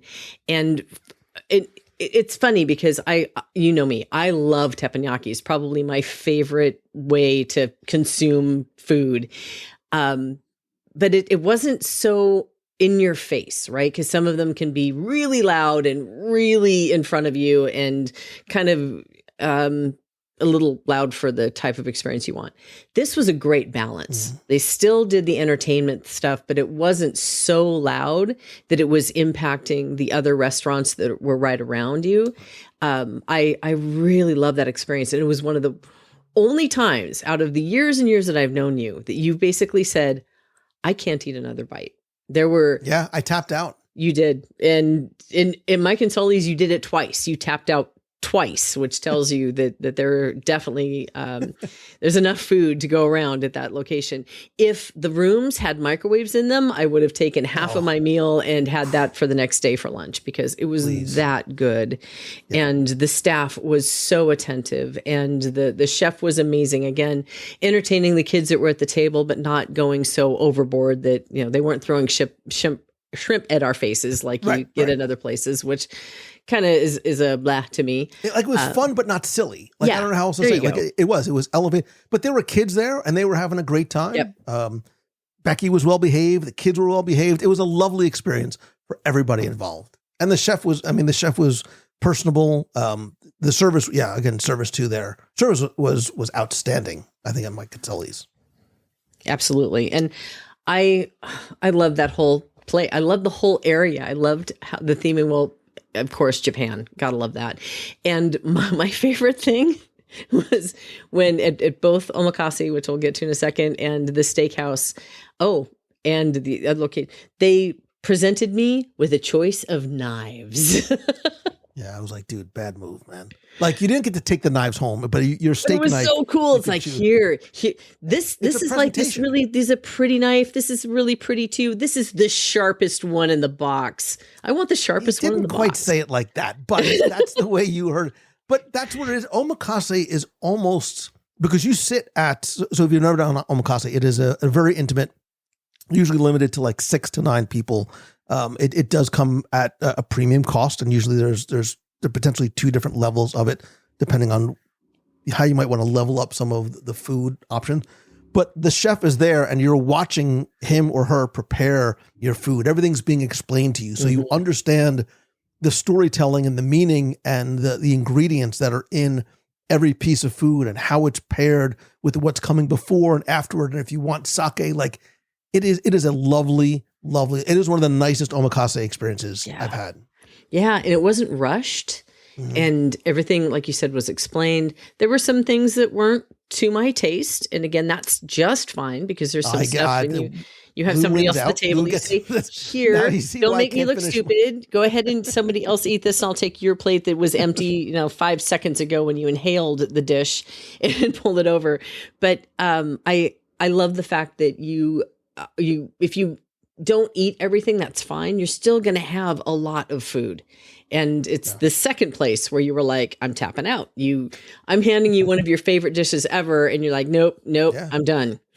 It was I could not so good. finish the A5. It's a sin I feel bad saying it out Yes. loud. I could not finish the A5. Some of the best beef in the world was sitting on that plate, and I couldn't finish it either. And that was so sad and so good at the exact same time, because it was just an amazing meal. So many different courses. The chefs were really fun to watch as well. There was some presentations that were really cool too, that were Instagram worthy, that we had to make sure to get that filmed, and just a great atmosphere and a neat experience that I would love to see on other ships. But you can without question, you can go and walk on board that ship and not have to pay for for a single add-on dining experience. You want to know why? Because your Mickey waffles are still there at breakfast. Your churro waffles are still there at breakfast. Your specialty coffee card that you can use throughout the different cafes and lounges and bars are there. 24-hour room service is there with your chocolate chip cookies and your pasta and your burgers and a lot of other items as well. The rumors are true that there are times that they run out of Mickey premium ice cream bars, which you can get for free at any rotational dining experience when they are there. Remember, the ship is in Singapore. The Mickey ice cream bars are not manufactured in Singapore like a lot of things, so they have to get from point A to point B. And is this the place where I talk about maybe? Becky? Yes. There was a moment where I heard the angels sing, where we talk about the discovery and being introduced to something. There is a hidden food treasure that is not on any menu. It's not on your app. Nobody, you can walk right by it and not see it. But the infinity bar on the aft of Deck 18 is not just an infinity stone themed bar and infinity pool. See what they did there? Which has infinity stone themed cocktails, which we did not get to. But there's a hot dog bar there. I'm salivating. With customizable, there's like 6 or 7 customizable toppings, like 11 different sauces. It's not listed anywhere. There's no line there. Somebody, a princess, literally told me about it on board, and I went and I posted a video about it. You can see the giddiness on my face. It is the single best kept food secret on that entire ship. You were really excited about that. I got to show you something. We got to go back. I got to show you this. Like, okay. If I wasn't melting out there because you would spend more time. That's like, wait a minute. You know what the other hidden gem is? At the Spellbound, the snacks. Those are so good. Go in there for lunch. You can get this. What was a chocolate malted cocoa nut don't go drink there for lunch and eat the snacks. Go to the bar for lunch and eat the snacks. Because the snacks were great.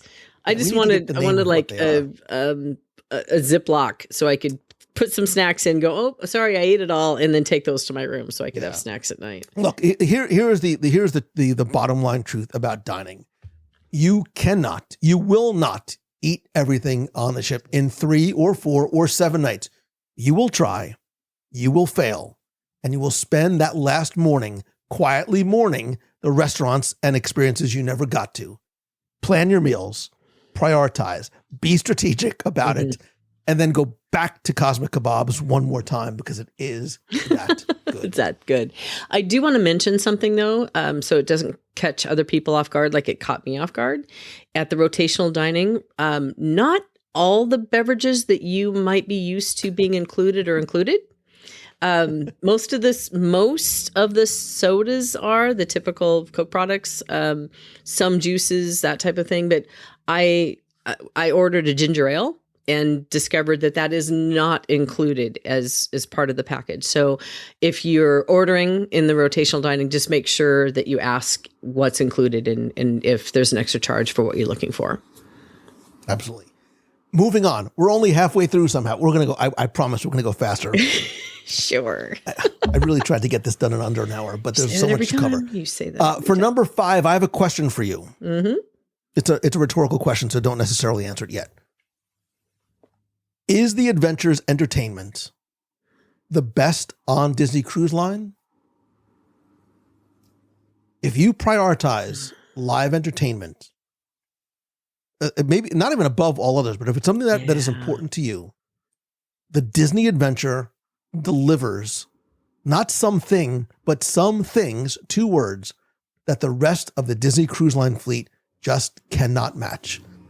For volume, variety, and spectacle, absolutely. It is the best entertainment on Disney Cruise Line.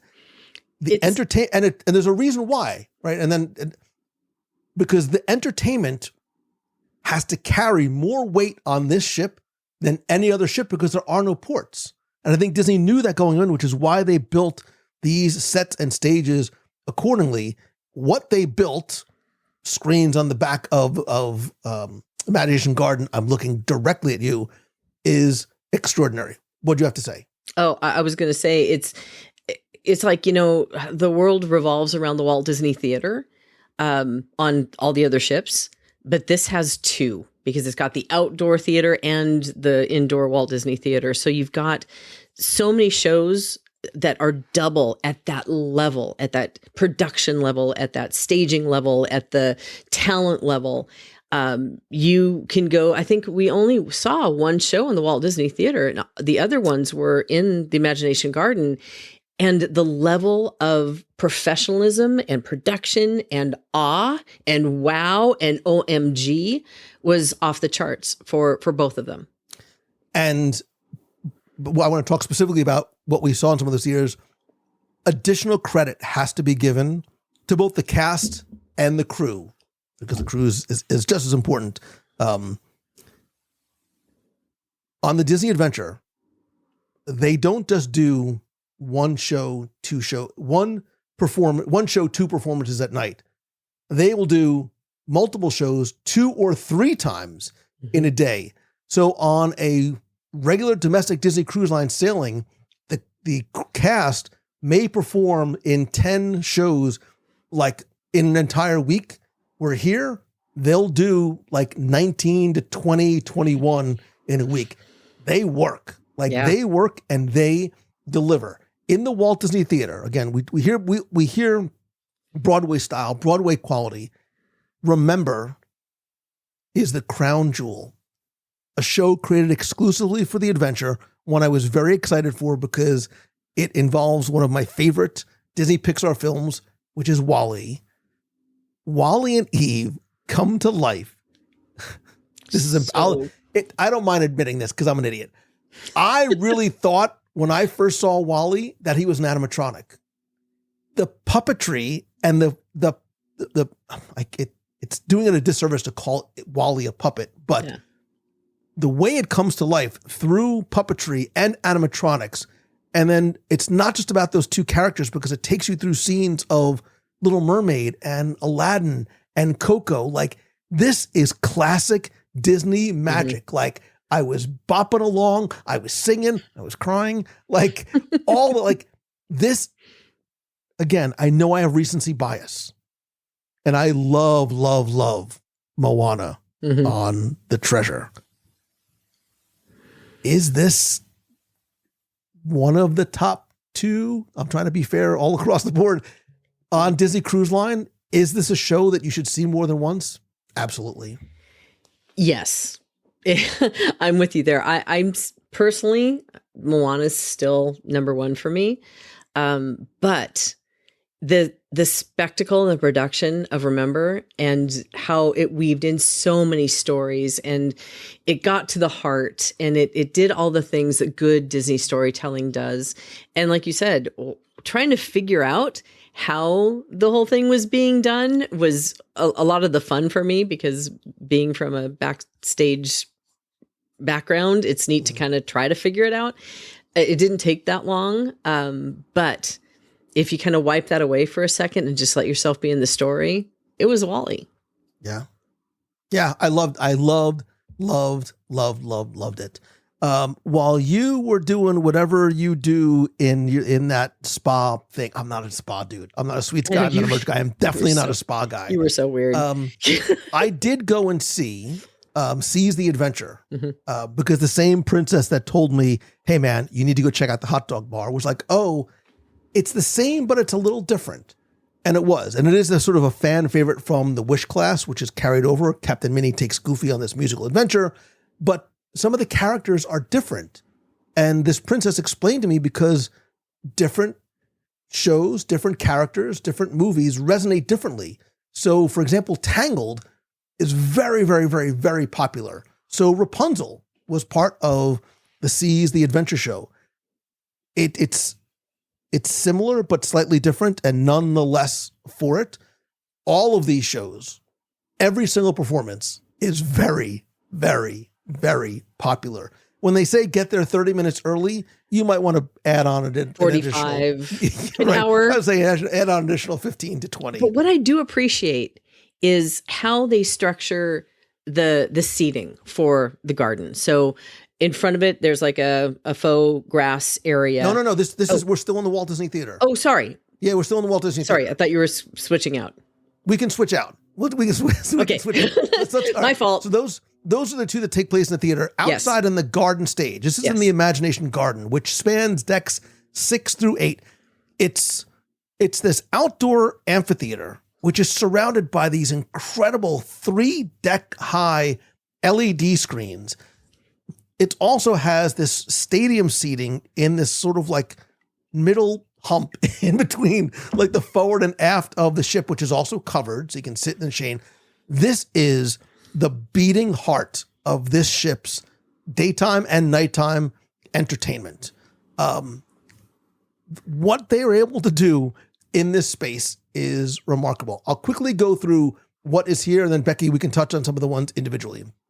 So the Embarkation Day Dance Party does not take place up on deck outside as it does on other ships. It takes place here. Again, same thing, high energy, characters everywhere, great way to kick off your voyage. Avengers Assemble. Flames from the side of my face. This is the standout show of the sailing. There's more than a dozen Marvel characters: Spider-Man, Iron Man, Captain America, Black Widow, Thor, Scarlet Witch, Black Panther, Loki, Skull, Taskmaster. The videos are out there. Deadpool is there making his Disney Cruise Line debut. That was awesome. That made me my little heart happy. Like, with the sheer number of characters, Becky, on stage at once, it felt like Marvel Day at Sea, like compressed into that single show. It was awesome. Plus, there's like live flyover. Spidey comes whipping down, and Scarlet Witch is like hovering over the middle of the thing. You have to see it twice from different locations to catch details you missed the first time. Yeah, absolutely. I loved every second of that. It was that awe from Marvel Day at Sea. It's similar, but it's very different. And I think it's actually extraordinarily elevated over what you see at Marvel Day at Sea. Yes, seeing it from different angles is so important as well. And getting back to that quick moment of the thing I appreciate, the big grass area in front of the main stage, everybody sits down on that area. So it's much like in the Asian parks when you go to a parade. If you're in these certain areas, you sit down and you're not raising your camera over your head above your eye line.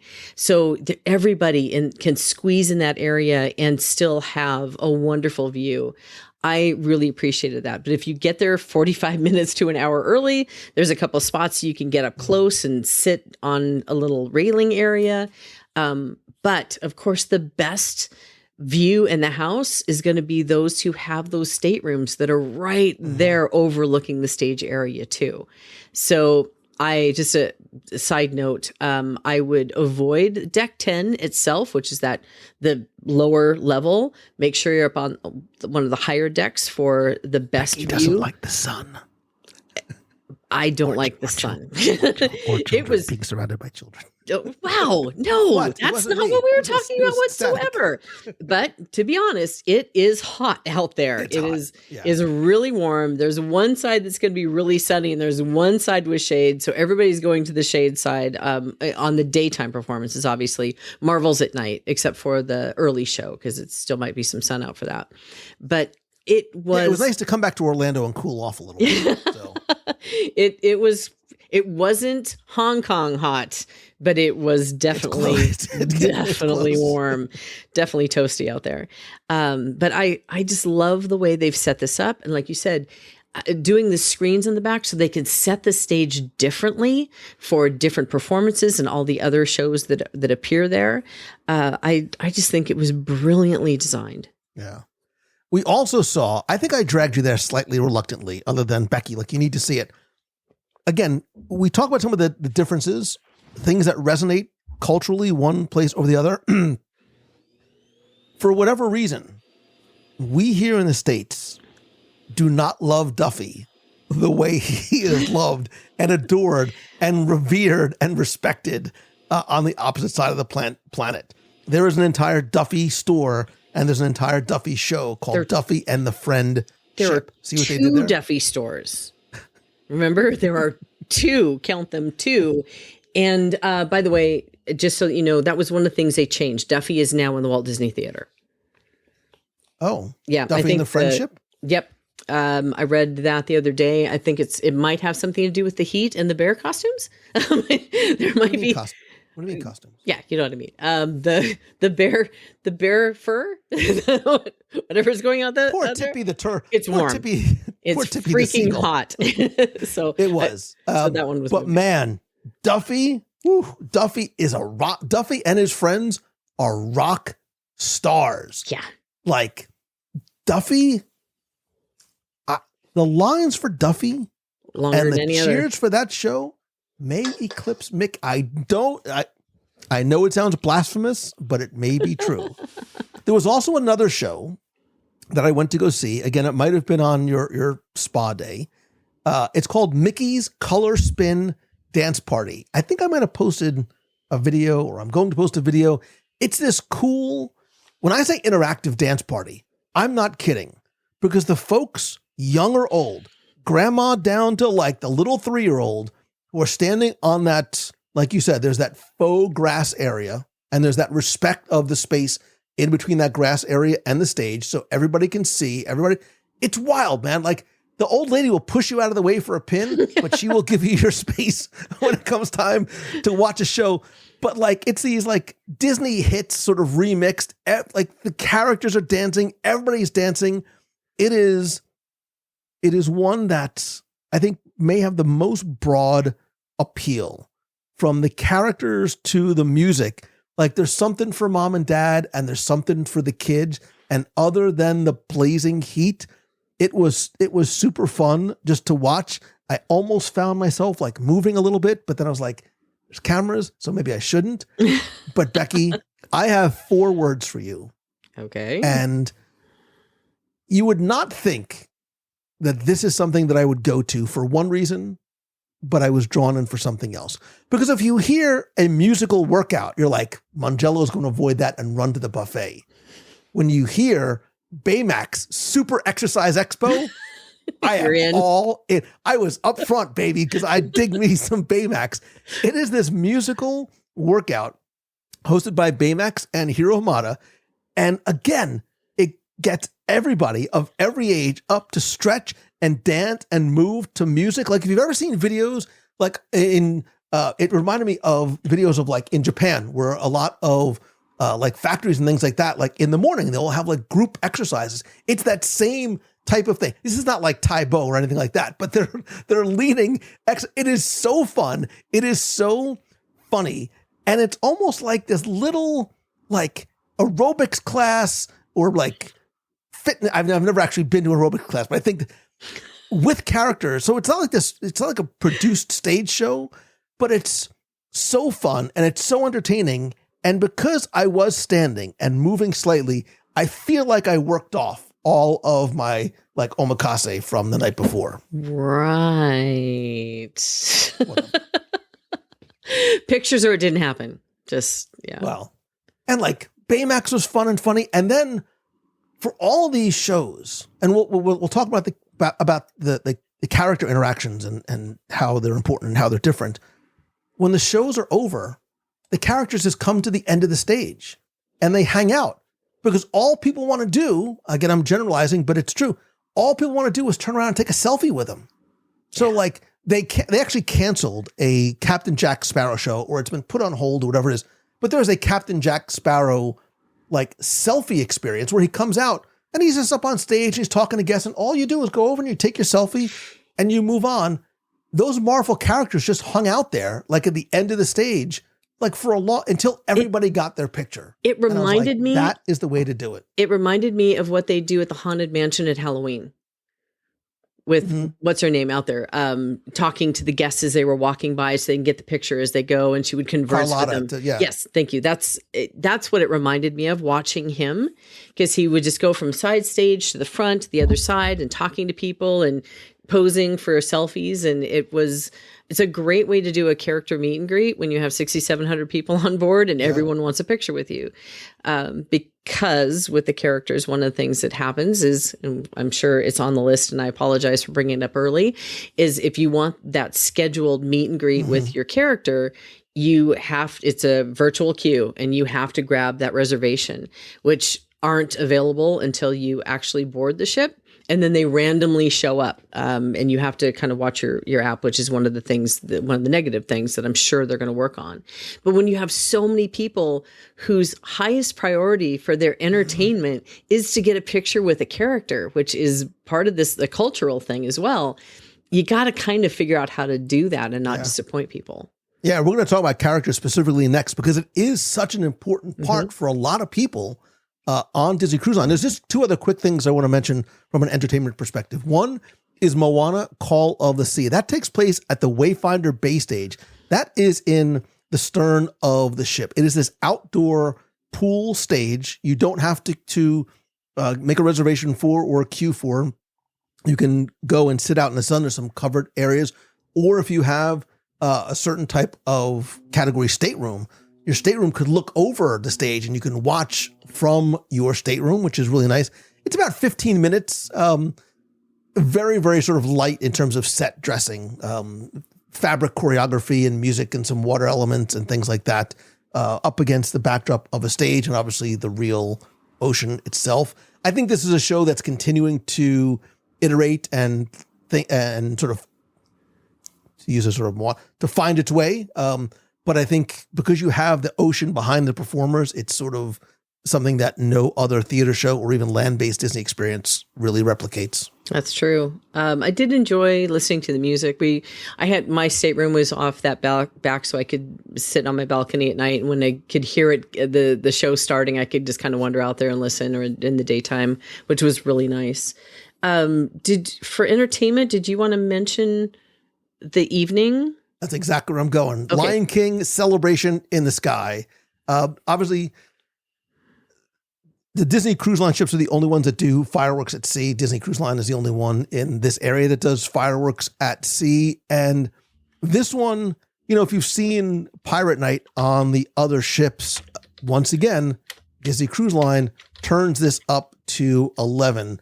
It's narrated by Shah Rukh Khan, and there's pyrotechnics synchronized to Lion King music, not just from the movie, but from the Broadway show as well. It's longer, and I think from a pyrotechnic perspective, it's a little bit more ambitious even than some of the other Disney at Sea fireworks shows. Like, it felt like it went on, not in a bad way, for a wonderfully long time. It's a 12-minute show. Yeah. So the one that you normally get on Pirate Night runs 3 to 4 minutes. So that tells you it's definitely, and from the pyrotechnic standpoint, it's definitely on a higher scale for sure. Yeah. So, and just the other thing I want to quickly mention from an entertainment perspective, because there is, when I say think of entertainment, Becky, I'm not just thinking about things that you have to sit down and watch. There's things that you can do. There's interactive and sort of activity-based entertainment. So in San Francisco Street, where the Big Hero arcade is, and there's this gaming lounge to a certain degree with these themed 2-person experiences, like Super Fred has a Kaiju Chaos video game, and Go-Go Racer has one. There's also the Hero Training Zone, which is this full body immersive simulator where groups of 4 like go in and you run and dodge and block on this big gaming floor. I was able to do it when I went down by myself at 5:30 in the morning, so I won, which was great. There's also the Baymax Cinemas. It's a 4-screen cinema with new releases and classic films as well. Unlike it's been a complaint of some of the other ships, they're big theaters, super comfortable seats as well. Plus you can get popcorn over at Aunt Cass's. There is a ship-wide scavenger hunt called the Duffy and Friends Discovery Quest. I think the kit is like $9 or $12, something like that. And if you finish it and you find the lost friends and their little things, you get a little commemorative keepsake. There is up at Toy Story Place, they do screenings up on the outdoors. They don't have funnel vision. They just have like 2 screens there. And in D Lounge, same things. There's karaoke, there's game shows, there's trivia, there's activities throughout the day. There's pin trading in a number of locations. Something new that's here that's in D Lounge, there are private karaoke rooms. They are paid experiences. It's like $135 for 90 minutes. And they are themed after Lumiere, the Muses, and Sebastian. Again, remember where you are, and karaoke in some cultures, very much a big part of things. So it's nice that they have that option for something that guests there might be looking for. Especially on all those multi-gen families all getting together and going in there and singing their hearts out. I tried to talk you into it. You were like, no, we were so busy, Becky. We just didn't get a chance. Couple other quick, again, there's a lot to do on the ship. There are some other premium and paid experiences. There's obviously the beverage tasting events, whether it's cocktails or mocktails. There is the Bibbidi Bobbidi Boutique. There's also the Royal Society for Friendship and Tea, which I would have loved to have done, but it's only for kids age 3 to 12. It's over in the Hollywood Spotlight Club, and it's this princess character tea. Like, if your child wants to meet princesses, this is the way to do it, especially because of the evolving meet and greet and busyness of the character interaction situation. This is a character paid tea party. There's also the Marvel Style Studio, where you can go in and get superhero makeovers during the day. I'll tell you later what it becomes at night, which I didn't get to go and do.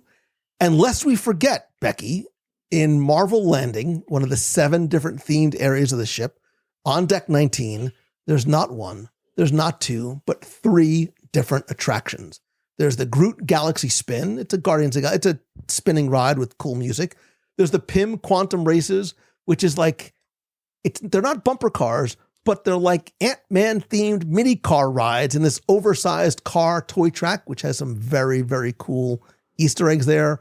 And obviously the star of the show is the Iron Cycle Test Run, 820 feet of track, 30 feet above the upper deck, the longest roller coaster at sea, Disney Cruise Line's first coaster ever.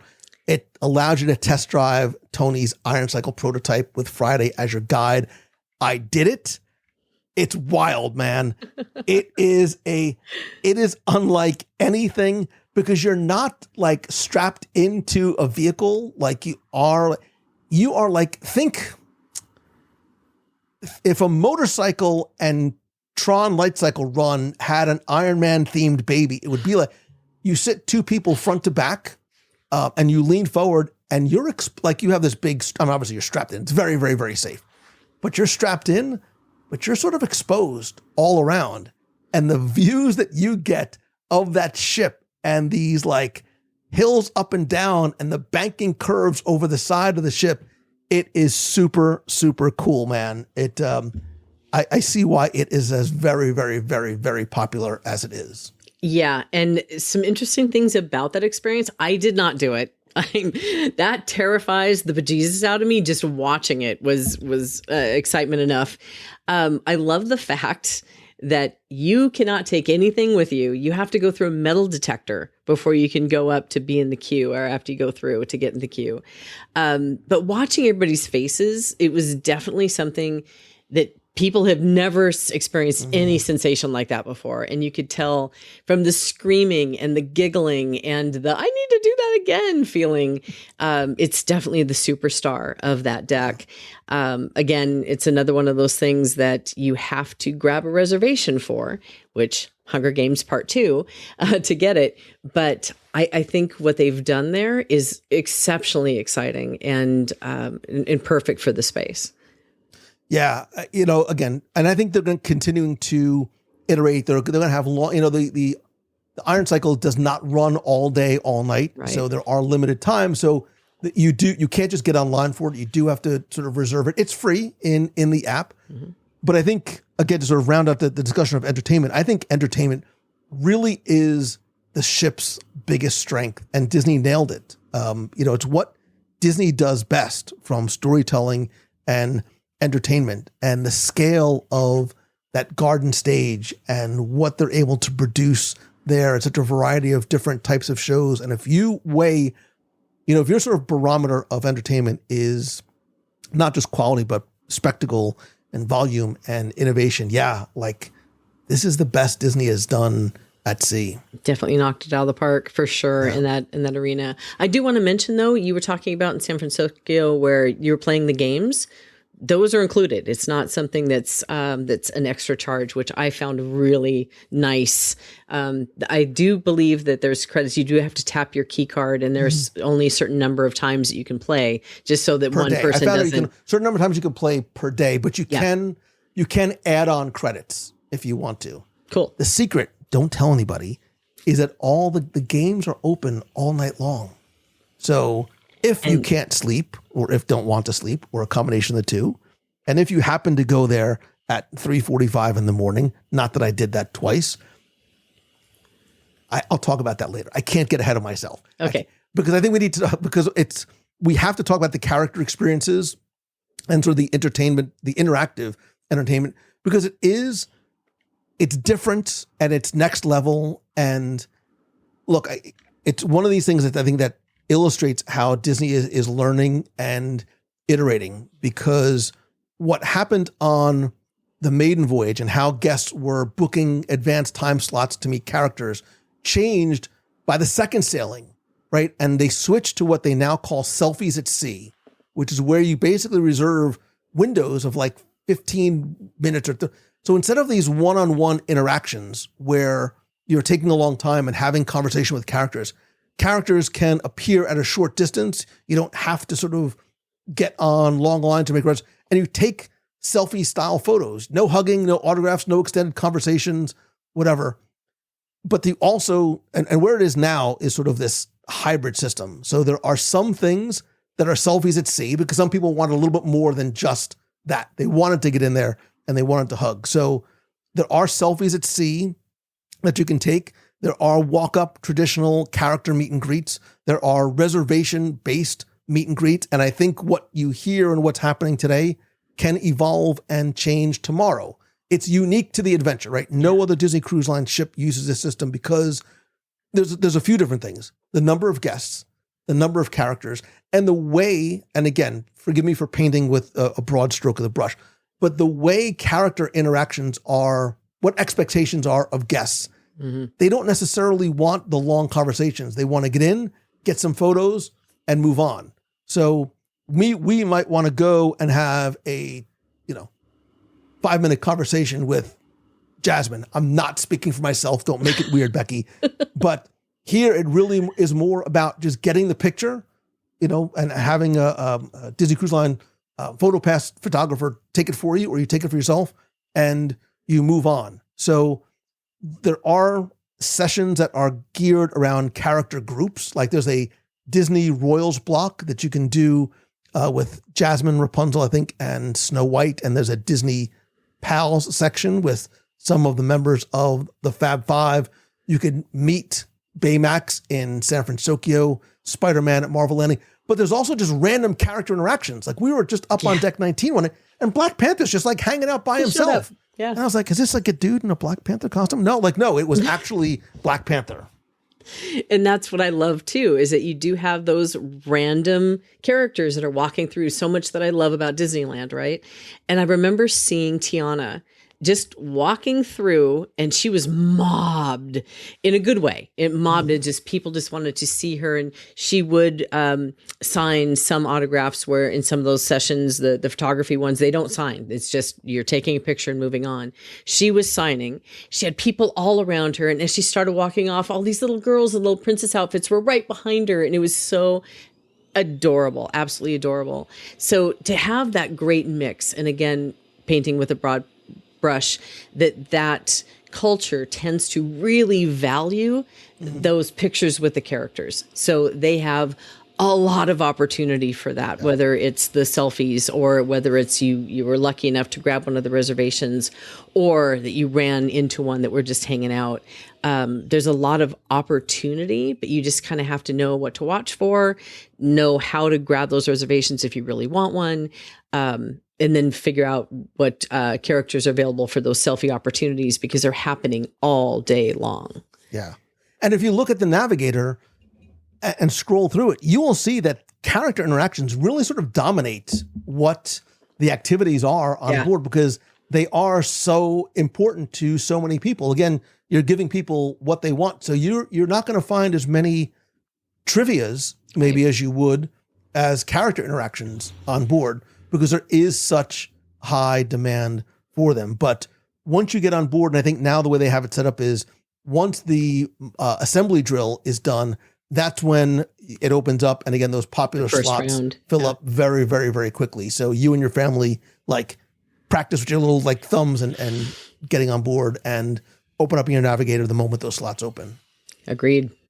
You know, the last thing I'll say to Becky about character interactions, and we alluded to it quickly before, but I think the way that they, and this is both a testament to Disney and the characters and the guests, is how well the character interactions work in the Navigators Club and in Hollywood during meals. The way that they visit tables during rotational dining that's included doesn't require any booking strategy. You don't have to get on the app, and the way that they simply quickly roll when you get your picture and you get that sort of moment with, like, we had so much fun that night, and we're so excited to like see those characters come by and dance and do like their 5-second moment. And I was like, I get it. Like, that's all I needed. Like, I don't need to get online to meet Donald. Like, I had that second, I got my selfies. He came by, he pointed, he danced, he had that moment, and then was able to move on. Everybody had an equal opportunity and an equal moment with them. Yeah. And I guess what I said before, I was giggling like a little kid, and I wish they would do that on other ships. It's such a great formula for entertainment and for character interaction and for a little bit of storytelling and bringing it all together for just that moment of giggling. Yeah. And I think a lot of things that we're talking about that we're seeing that maybe are sort of trial runs here, I would not be surprised if we don't see come over to the other cruise line ships. Good All right. point. Couple of things. Number 6 on my list, you know, people talk about the importance of and the reliance of on the app, but there are a lot of hidden experiences, and some of which I think guests walk right past. Look, yes, you need the app. You need it on every cruise line ship. It's a blessing and a curse, however you might want to look at before you get on board. You download it, you link your reservation, you already know how to navigate it, but you know, the guests who spend their voyage staring at the app to find the next thing to book are sometimes the guests that walk right past some of the most memorable moments on the ship, because the app, yes, it shows you the schedule. It doesn't show you what you find if you slow down, if you look around, if you maybe put your phone down other than take pictures, and sometimes even ask the right questions. And I think there are so many of those, and some of them are just, and I thought about this, like there's just like these environmental discoveries. Like I was in, I remember which one. I think I was having breakfast in the Rapunzel side. Like, look at the ceilings I know this sounds silly. Each of the themed restaurants has these intricately designed, because once I noticed it, like I noticed it everywhere. They have these intricately designed ceilings packed with little character motifs and all these like story-rich details that nobody's noticing because everything, we're sort of looking at eye level or we're looking down. Yes, there's a hidden Mickey in the castle as well.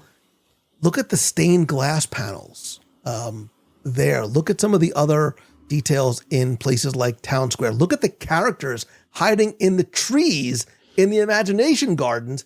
Like, it was the last night, I think, and I was up.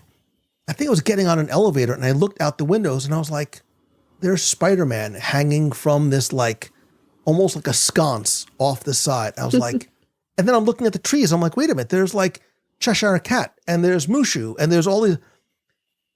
Look into the foliage, look into the trees, look. There are so many, even in some of like the ironwork. And then when you notice it, you're like, oh, wait, it's not just this one. There's this whole sort of array of them that are built into everything.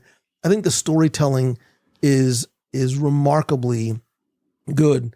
And I think San Francisco Street is the pièce de résistance in terms of rewarding you for like slow exploration. Like, I spent a lot of time there. Probably more than I should. Probably more than I admitted to you, and probably more than I should admit now, because I did. There was a couple of nights I couldn't sleep, and a couple of nights I was like giddy, like I wanted to just get up and have that area to myself. And I was like, wait a minute, there's a hidden Baymax in every single window on San Francisco Street. Because once I found one, I was like, I have to go and find the other ones. There are Imagineer tributes, like at the ramen shop. In the Big Hero 6 arcade, there's an awesome little Stan Lee homage. Oh, I didn't see that. Right? Baymax is standing next to, it's a Funko version of Stan Lee. And I'm like, I dig it. The metro station entrance and the train announcements, I literally stood there, as I have done many times over the years, like when I was recording audio guides and trivia books. I stood there with my phone, and for like 7.5 minutes, I just recorded the sound of the metro station entrance. There's this detailed map of like the metro system. And if you listen to the train announcements, there's all these cool little references to like, not just things from Big Hero 6, but like from Disney history. I love that full-size San Francisco trolley and the storefront windows and the silhouette of people at the ramen shop and the conversation. Go when there's nobody there. Yep. Because the conversations that you hear from the kaiju comic shop, and go and stand in front. It took me 2 days to find it, but go when there's nobody there. Go in front of the cherry blossom flower shop and stand right by the door. And if you look up, there's a Baymax themed vent. It's blowing out the smell of cherry blossom. And I had to do that too. You had done that one night and then told me at breakfast that you had gone in and just listened with nobody there. And I tried it myself that next day and got up 5 o'clock in the morning, went down there. There was one other guy that was wandering around taking photos, but you can hear all the detail that you don't hear when there's 100 people coming in and out of the area. So it really was a special time because you could hear those conversations and the things happening, and you could hear the trains, and you could hear, it was a city. You were in the city and you could hear all of the pieces of the city. So the detail of that location, again, is tipping their hat towards what they should be doing in other spaces to create this type of detailed immersion that we love so much. And I think it's most pronounced here. I think that it's incredible what they've done in that space and how well they've themed it and how well they've made it, I think, attractive for guests for a variety of different reasons. But there's other places too, like go to Discovery Reef during the day and see how you'll notice how it's as the decks move up, the colors change, right? Because the depth of the water is getting different. So it gets lighter as you go up. But go back at night, right? I think a lot of guests go during the day and they don't go back. Go back at night and see, like, it becomes this sort of almost bioluminescent scene at night. And going to your point about the interior balconies that face some of these interior spaces. It's beautiful, right? Same thing, Imagination Garden, like go when there's not a show going on and see how like that space doesn't change, but it transforms depending on what is going on and what time of day it is. Like it's this open space that almost feels more like an arena at night because of the lighting and the screens. And it's such a wonderfully dramatic place on board the ship. You know, Edge and Vive, obviously the teen and tween clubs, they're wonderfully hidden off San Francisco Street. But if we're talking about things that aren't on the app and hidden experiences hiding in plain sight, this is probably where I should talk about. And I'm mad that I didn't get a chance to do it. So we have to obviously go back for a lot of reasons. Did you know there's a hidden speakeasy on the ship? And when I tell you where it is, you're going to be so mad. Why did we because not? we walked into this space. There is I shouldn't tell anybody. I'm so angry and I don't even know about it. What? This is not the hot dog place. There's a hidden speakeasy whiskey bar at the Marvel Style Studio. So the same place that you go to get adults and kids can get in, like there's like 10 different costumes and face paint makeup things you can get done at night. It turned into a hidden adult only whiskey speakeasy bar after 8 p.m. How did we not know that? You want to really when did get we upset? find that out? When did you find this little nugget out? And if you were on the ship when you found it out and didn't tell me, you're in loads There's of trouble. 173 places to eat. I am only one human. I am a human man. So it's like the Barbary. It's like Hook's Barbary. It's like Hook's Barbary. But wait, and this is, I'm not a merch guy. I'm not really a whiskey guy. However, there's like a special thing that you can order. I did hear about that. I just didn't know where it was. The medallion. Yep. I didn't know where it was, but I'd heard about it, and geez. So I'm done now. I'm leaving. Look, the app is where your schedule lives, but the ship is the experience. And they're not the same thing. And I say that because make sure you don't sort of over plan and be married to the schedule that the navigator gives you.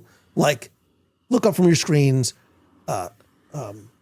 wander, like talk to cast members, because that's how I found some of these things out.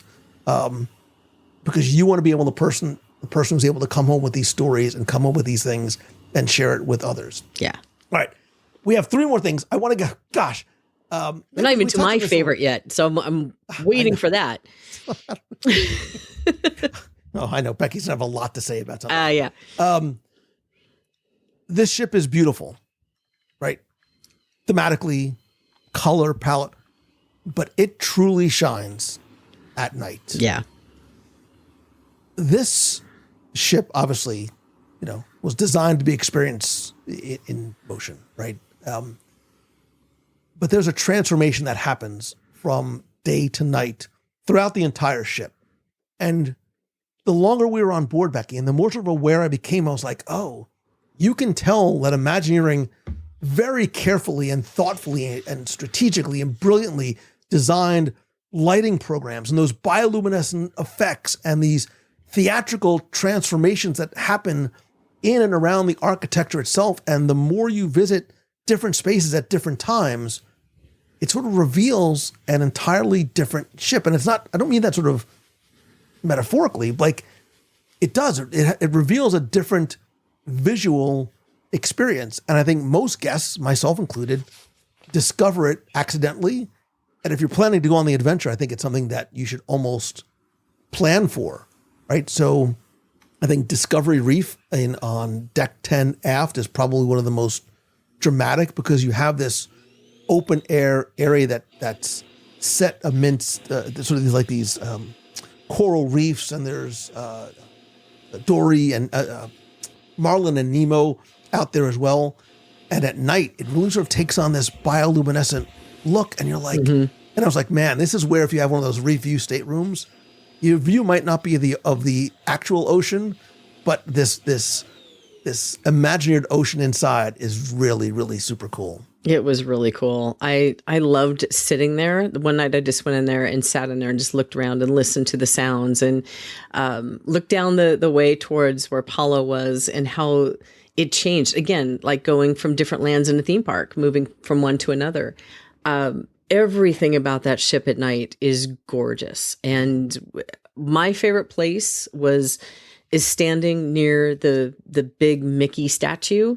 The Sorcerer Mickey statue that has the castle behind it reminds me of Partner's statue, basically with a castle in the background. And at night, and it's layered, right? It's layered because you've got Mickey and you've got trees, you've got Tinkerbell, and then you've got the castle. Exactly. And at night, I mean, it's beautiful in the daytime, but it shines at night. It is gorgeous at night. That is when I wanted to go back and take pictures because it had such a beautiful glow to it that changed the whole story. And even when you go up to the top levels and you have the 4 funnels, you have that big red glowing thing. And I was trying so hard to figure out how to get a picture of the logo, but there really isn't a way to because there's so much stuff in the way. You got to ride the iron cycle and look over. You got a beautiful view because you're that high. Yeah, but you can't have your phone to take a picture of it. But the iron cycle, I think Metaglass sales are going to soar for people who's wanting to. Absolutely. I think that would be prime time to ride the iron cycle because of all the colors and everything that the ship emits. And I would love to just be right back there again if I could close my eyes because it was so cool and relaxing and just a feast for the eyes. I think those canyon spaces, right? I think both the Discovery Reef and for me, it's Imagination Garden at night. And when you view it from the upper decks, like we did, go up on deck 18, grab yourself an ice cream, plant yourself there, and that we watched the Marvel show the second time from up there. Shh. But even don't give that away. That's the hidden gem. But looking down at that canyon, like the lighting is spectacular. Like, and those 3-deck high LED screens that back up the garden stage light up that entire canyon space. And when shows like Avengers Assemble is running, the scale of the lighting and the screens transforms what felt like this intimate garden into this like huge outdoor arena. Like it felt like a concert. It did. It really did. Yeah.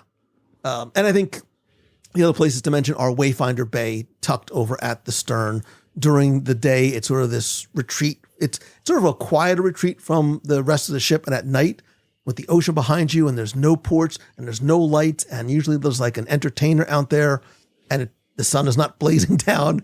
It's really nice. Or even just watching the Moana show, and then certainly we mentioned earlier the Lion King celebration in the sky fireworks show. So yeah, like. This ship, my best advice to you is to plan to sleep after. Like, don't go to bed after dinner. Don't go to bed after dinner. Don't go to bed after your show. Like, you need to go back and, 1, claim your spot early for certain things, and 2, revisit spaces that maybe you visited during the day again at night. I totally agree. And giving away our hidden secret of watching that show. A lot of people figure that out, but you got to get up there early. And in anywhere that you want to have like a comfortable spot to sit or see one of the shows, and you got to be realistic. 45 minutes to an hour beforehand is not out of the question. That's it. I quick mention. The other thing too that I liked about this, there was a ton of seating everywhere.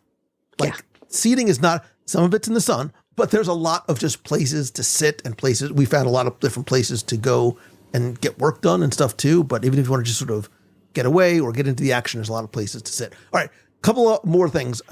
God, this is going way longer than there's a lot to cover. Shocker. The shopping, and it's really themed shopping, is next level. This ship, the Disney Adventure, has nearly, sit down, 17,000 square feet of retail space. That is more by far than any of the other. Look, shopping is an experience here. It's not something like an errand like that you have to do. Like on other ships, including Disney, shopping is what you do like in between activities. You walk through, if something catches your eye, you buy it, or you don't, you move on. On the Adventure, they really sort of design these as part of the experience in each of the different themed zones. Like the stores are not sort of like adjacent to what's going on in the theming of the ship. They're very much embedded as a part of it. And like there's not one, but there's two stores that have never existed on Disney Cruise Line ships. There's a World of Disney store, like legit World of Disney store in Town Square twice. There are two different ones. So the same type of World of Disney store that you found around the world has come to see, right? And this is like that same sort of flagship store experience. It has a little bit of everything, including some of the ship exclusive designs. You'll see a lot of stuff very much inspired by Southeast Asia's landscape and cultural icons. So if you see it here, get it here because it's the only place that you can get it. There's the Duffy and Friends shop that we mentioned before. There's a National Geographic store on San Francisco Street, which is the first National Geographic store at sea. It's co-branded with Disney and Nat Geo merchandise. I think that there is a lost massive opportunity here. I think they should get rid of the Nat Geo store and put in a Baymax store because I'm not a merch guy, but I will buy all of the Baymax merch. I literally bought the Baymax popcorn bag, which is like this cool, like, it's not a bag. I don't even know what it's made of. It's like a pleather bag because it was like one of the few things that had Baymax on it. There's also Treasures Untold in Discovery Reef. It's this Little Mermaid inspired store. Becky, I know you're very happy to know that there is a Diamonds and Wishes in Town Square. There's also a castle collection, a Bibbidi Bobbidi Boutique, the Marvel Studio, the Royal Studio, the Disney Studio. It's really important if you are a merch person to just remember a couple of things. The merchandise moves fast. Yep. I mean, really fast. And when it's gone, it's gone. When I say it doesn't come back, it doesn't come back because you are at sea. You're not going to port. And even when they do go to port, stuff is not local to Singapore. So if something sells out, a lot of stuff has to come from the States. If you see it, if you want it, get it. Especially there are day one purchases, especially like the Duffy nautical stuff. You're like, oh, well, I'll come back. No, you won't. You're not going to come back later and get it. Yes, the beauty is that the shops are open all day because there are no ports. But shopping is definitely like almost have to plan it as an experience because there's so many shops and so many different types of merch. If merch is your love language, prepare your credit card too, because there is a lot to be spent in a lot of different places. And I think you're right. I think we agreed on this early that if they move the Nat Geo up into the Diamonds or Forever or whatever and give that a little spot back there, they're missing an opportunity on Baymax merch. There's just a tiny little section in in the World of Disney 2 that has just one little section. If they moved that and used it and put it in the space. Why don't they make that cute little baseball jersey for adults? I know, the kids stuff is so cute, and yeah, I would absolutely love to have some adult sizes in some of that stuff for sure. Yeah. Look, I think for the retail again, the theming is incredible. It's part of the experience. My only and best advice to you is there are three things you need to bring with you. Your patience and understanding, more budget than you think that you'll need, and more bags than you'll think that you. Trust me, you will thank me later if you bring all those three things with you. Absolutely. Becky, crack your knuckles because this is your wheelhouse. Disney Cruise Line has a little thing that Becky likes to call. She calls it home. The rest of us call it concierge level. I don't normally do concierge, but thanks to the generosity of Becky and Mouse Fan Travel, I did. And this is really the first time I understand the benefits of Disney Cruise Line.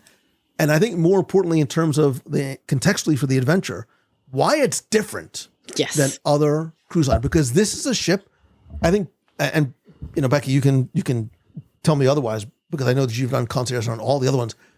This is where concierge matters more than usual, because, and again, it depends on how you want to travel, and because this ship has no ports, and a lot of things change the calculus in terms of whether concierge is something that you consider a luxury upgrade or something that you can use almost as a strategy.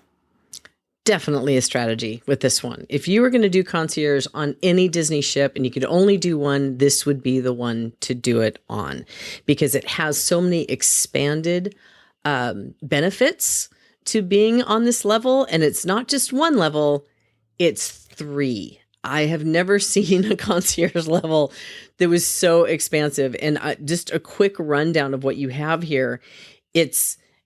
You have the area where you can speak to the concierge, so you don't have to go down to guest services. They handle any requests that you have or any questions you have. And there are plenty of staff.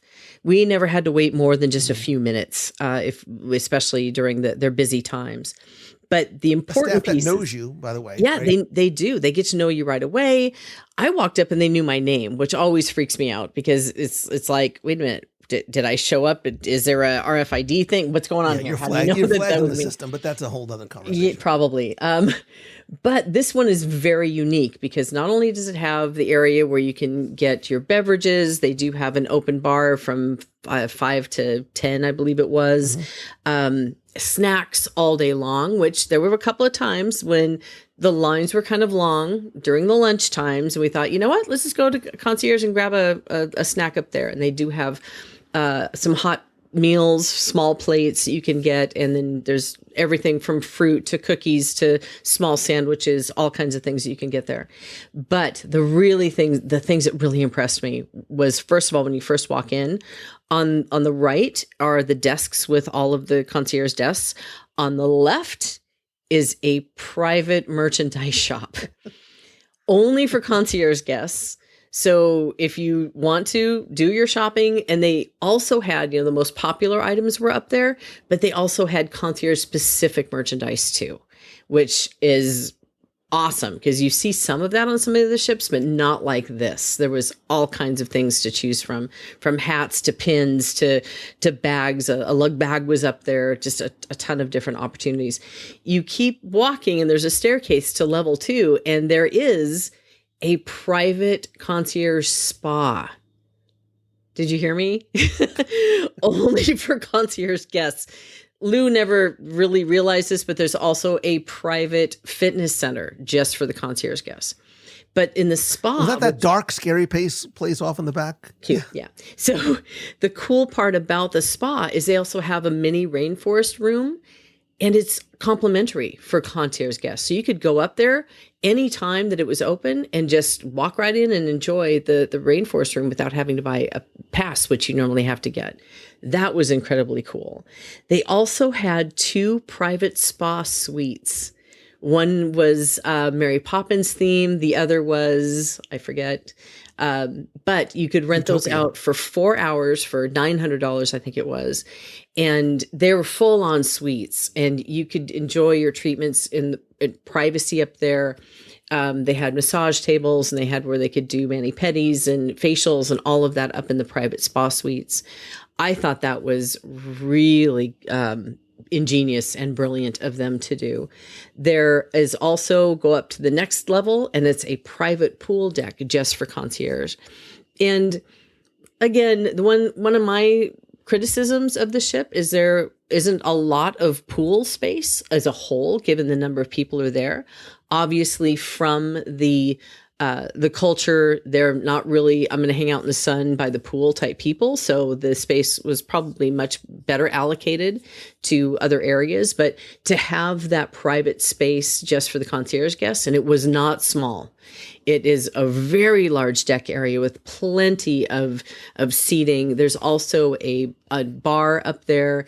They serve food up there. They also do a barbecue lunch as well, which we didn't partake. So yes, we have to go back. There's just so many perks about being up there. The privacy, not having a swarm of people at all times. It was always comfortable. There were times when it was busy, of course, but we could always find a table. There was a couple of times where we'd look around, but we'd have to move a chair or two, but we could always find a seat. You also get, obviously, the priority boarding. the personalized help that you'd like. And then the other big benefit is if you want to go to one of the shows in the Walt Disney Theater, you show up 40 minutes beforehand and you get in first so you can select your seat. Now, this is not a small concierge area, and it's not a small concierge group. There are 157 cabins that are considered concierge. But the really cool part, if you're thinking, I could never afford that, they've actually allocated some ocean view balcony staterooms that are concierge and inside staterooms as well. So there are different budget levels that could still be on the concierge level, which I thought was such a great idea, especially because of all of these multi-gen groups that are together, because you have to be in concierge to be able to enjoy those benefits. So as we know, multi-gen, you have some people who could afford the suites and afford the balcony staterooms, but you might have some people in the family that are needing to budget down to insides and so forth. If they get the concierge level ones, you can still all be together. Yeah, I was incredibly impressed. And again, to your point about the number of concierge staterooms, this is the highest percentage of any cruise line ship. I believe it's somewhere like 14 to 16% of the ship is concierge level staterooms. So you almost need a lounge as large as that. And it's so beautifully and subtly themed to Aladdin. You can see it in the fixtures. You can hear it in the music behind. But I think in addition to all the things that you mentioned, there's so many things that are advantages of it. Same thing on other Disney Cruise Line ships, like the booking window, right? When you can start booking things in terms of character meets, specialty dining, etc.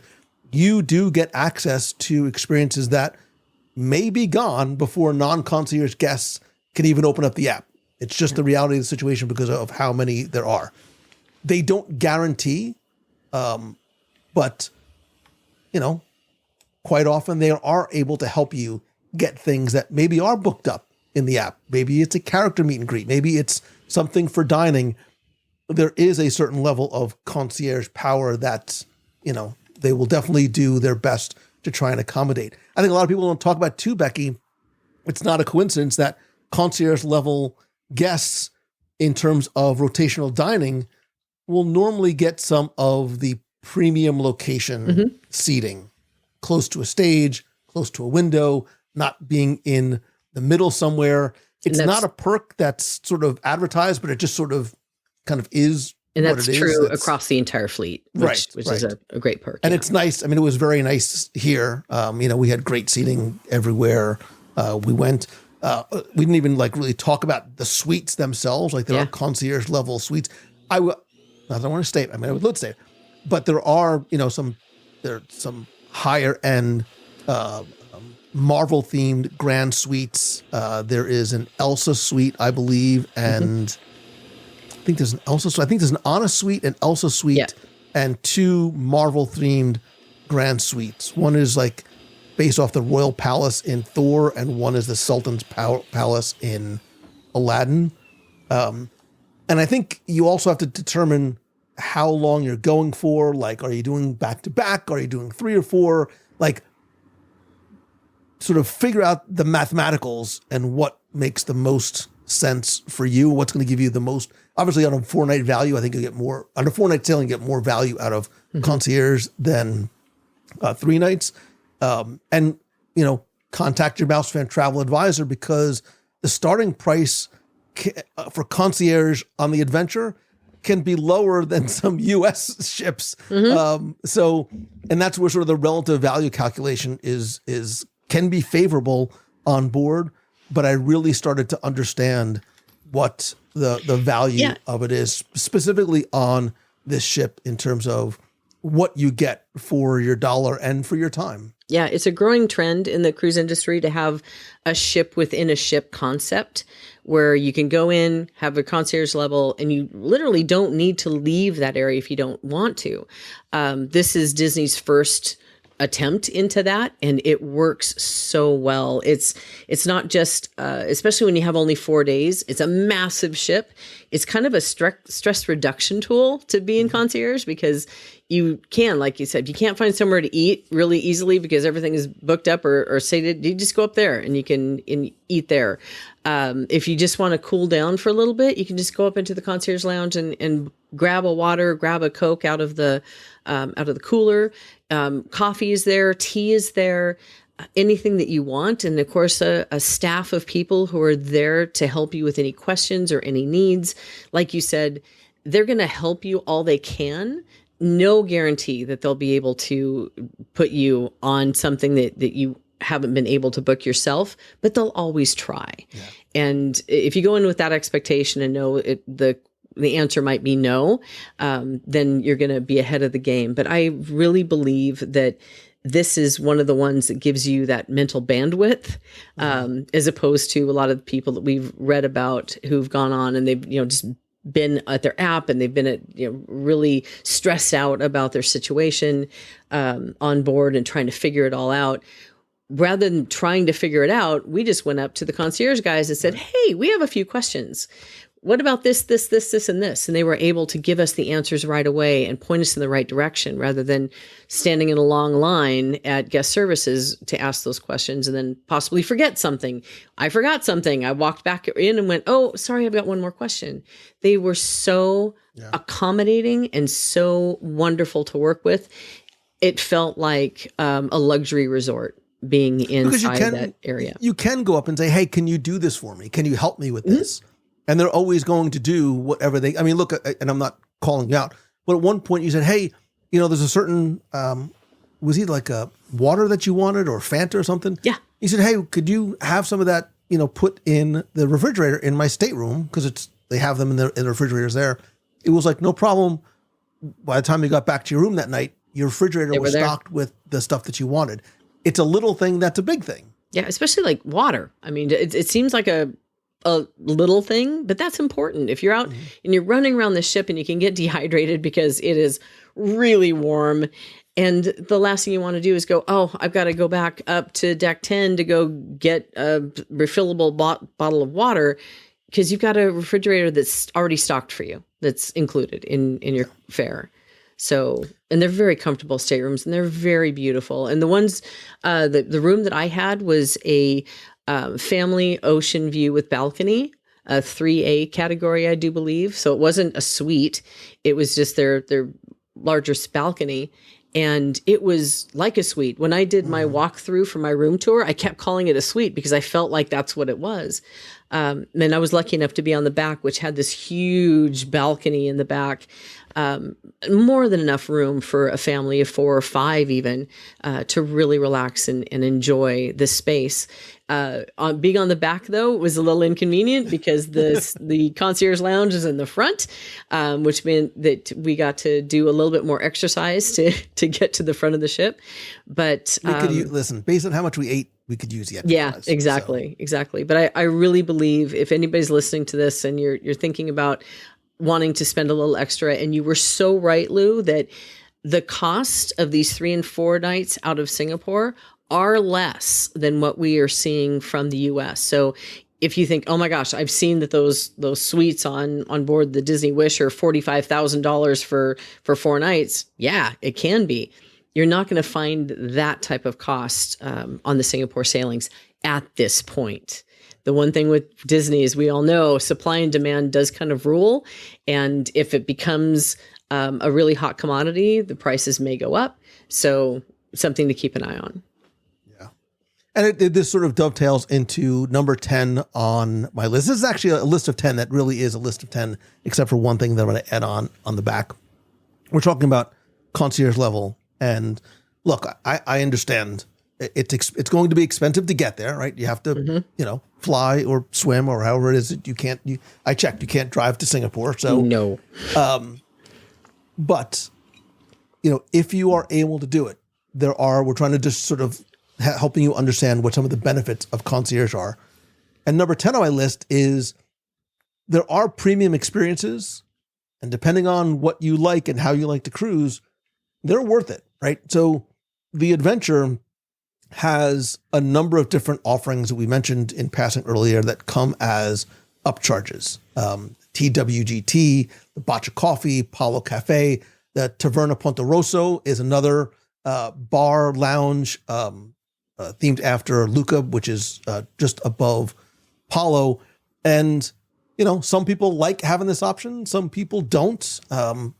We said earlier, I think you could very easily come on this cruise and other than merch or alcohol, obviously, if that's your thing, you can come on and just eat and enjoy everything that is included. Absolutely. But there is an add-on curated level on top of it. None of them are necessary, but I think all of them are worth knowing about. So we talked earlier about the beverage experiences. I think this is where the ship is unique in the fleet with the TWT salon and the boutique. It is this luxury tea brand. And yes, you do get it for free in your room, but it's worth visiting the salon if you want to buy some limited edition stuff, if you want to have a curated selection, if you want to have that tea dining experience, which is nice in an early afternoon, if you want like a nice lunch type snack, and some of the boutique items there. Same thing, Boccia Coffee. It's served in the restaurants and in the staterooms. Oh, good. But if you want to try this, again, elegant coffee room and shop and want to try some of the different coffees and taster sets and things like that, it's nice to know that you can sort of have that little upgrade. Same thing for Palo Cafe, the bewitching boba and brews, some of the royalties and the Bibbidi Bobbidi Boutique. There's a lot of different add-ons like that. Again, we mentioned the private karaoke rooms, again, unique to this ship. And I think I wanted to mention it because I do feel like the base cruise fare on the adventure is genuinely very generous with the dining, the entertainment, the kids clubs, the characters, and even the tea pot and the coffee in your rooms. But I think having that layer on top of it is worth it, not because they're necessary, but if that's something that you lean into, it's wonderful. And look, you're already there, right? Like you've traveled, chances are you're coming from the States, you've traveled all the way to Singapore.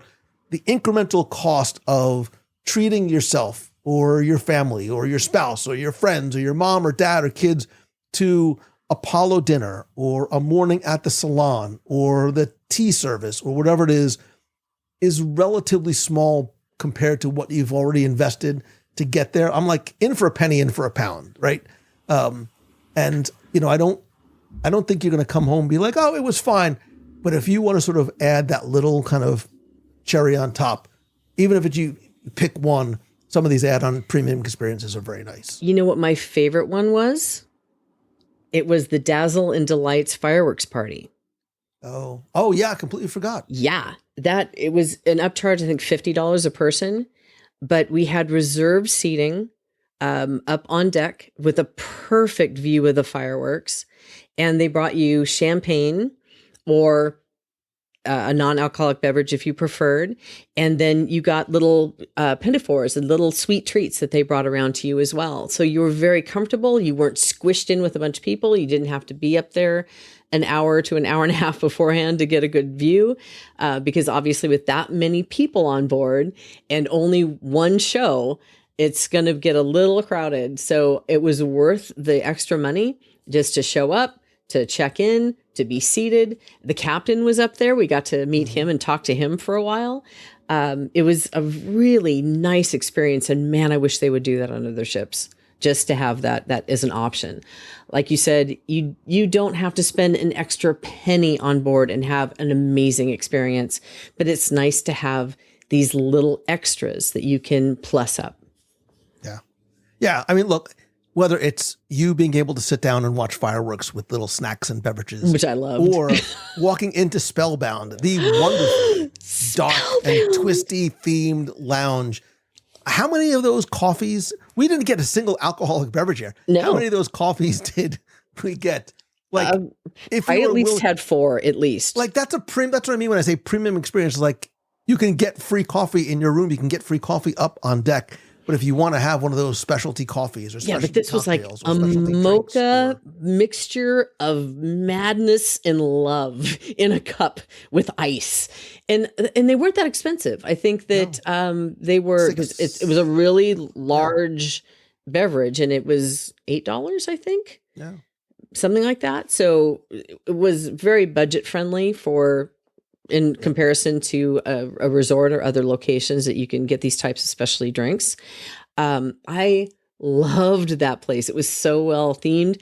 And of course we had Raj, which was one of the best bartenders I've ever had, who took really good care of us. And the moment he saw us coming, he's like, "Do you want another one of those things you guys keep drinking?" I was like, "Yes, please." But yeah. He knew as soon as we walked in exactly what we were getting. Yep. Okay. Before we sort of tie this all up in a bow, and I know that there was a lot to cover, I did say at the beginning that I do have what some may regard as a slightly controversial take on the Disney adventure that I wanted to save until we got all of this out of the way. Okay. I'm prepared. I've thought about this a lot, and I keep talking about recency bias, and it might be. But my statement is this. San Francisco Street on the Disney Adventure is better than the Haunted Mansion parlor on the Treasure and Destiny in terms of placemaking and storytelling. I think it is more interactive. I think it is more immersive. I think it has broader appeal to a wider spectrum of people who might not want to go into a lounge for an adult beverage. Becky, this is the only time I've been cruising since like the Magic first came out. In my entire cruising life, I've ever woken up in the middle of the night, like the second time I set my alarm, I'm not going to lie, to go down and just have that space place to myself. I did it twice, like, yes, to take photos and videos, but I wanted to just like soak it in. And I had this like stupid smile on my face the whole time. And look, I want to start off and to sort of qualify my initial statement, which I know I'm sort of making more dramatic just for fun. I want to give the Haunted Mansion parlor its full due, because I have felt, and I have sort of waved the Haunted Mansion parlor flag very, very, very hard in terms of it being the single greatest storytelling and placemaking space I think Imagineering has ever put anywhere, because it doesn't feel like you are sitting in a lounge inspired by the Haunted Mansion. You feel like you are sitting in a room inside of the Haunted Mansion. Right. This was and continues to be Imagineering's crown jewel, and it's absolutely worth reframing it, especially because it sounds like I'm trying to subvert it, which I am not. It feels like you're sitting in a lounge version of the attraction with something happening around you in 360 degrees, in sort of satisfying all of your senses. And instead of sort of riding in a doom buggy, you're sort of immersed in everything kind of happening all at once. And there are cycles of things that go on, just like in attractions. There's a ton of hidden gems and Easter eggs and props and music boxes and things that come to life. It is extraordinary in its design and experience. Period. The parlor is a room, but it's an extraordinary room, but it's a room. And there is that 45-minute time limit inside the Haunted Mansion that sometimes is slightly flexible because the demand for that space continues to sort of outstrip its capacity in that intimate venue. Again, It's small. It's small, right? And the Treasure and the Destiny are large ships. There's a lot of people trying to get in all at once. So you go in, you experience the cycle, and then presumptively you are going to leave. And that storytelling is happening all around you. It's a relative passive experience. You go and you sit and it all kind of happens around you, other than you sort of going and exploring. And the ones on the one on the Destiny is obviously a carbon copy, 99% of the one on the Treasure. The drink menu is different, but it's essentially the same space. So It doesn't change based on the time of day. It doesn't evolve at all. San Francisco Street may be the best theme space, not just in the entire fleet, but in terms of, Becca, we've talked about this over and over again, probably at a nauseating level, about places that are truly immersive and make you feel like you have stepped into Cars Land. You feel like you've stepped into the movie. There is no San Francisco Street in Big Hero 6. I know, I've watched the movie 1,000 times, but it's taken so many elements. And I, as I do on every Disney cruise, I watch Big Hero 6, and I'm like, I see this place in San Francisco Street. Like, I see these little details. The trolley car, the signage on the trolley car is the exact same signage that if you watch when Hero is chasing Baymax, that is on that trolley car.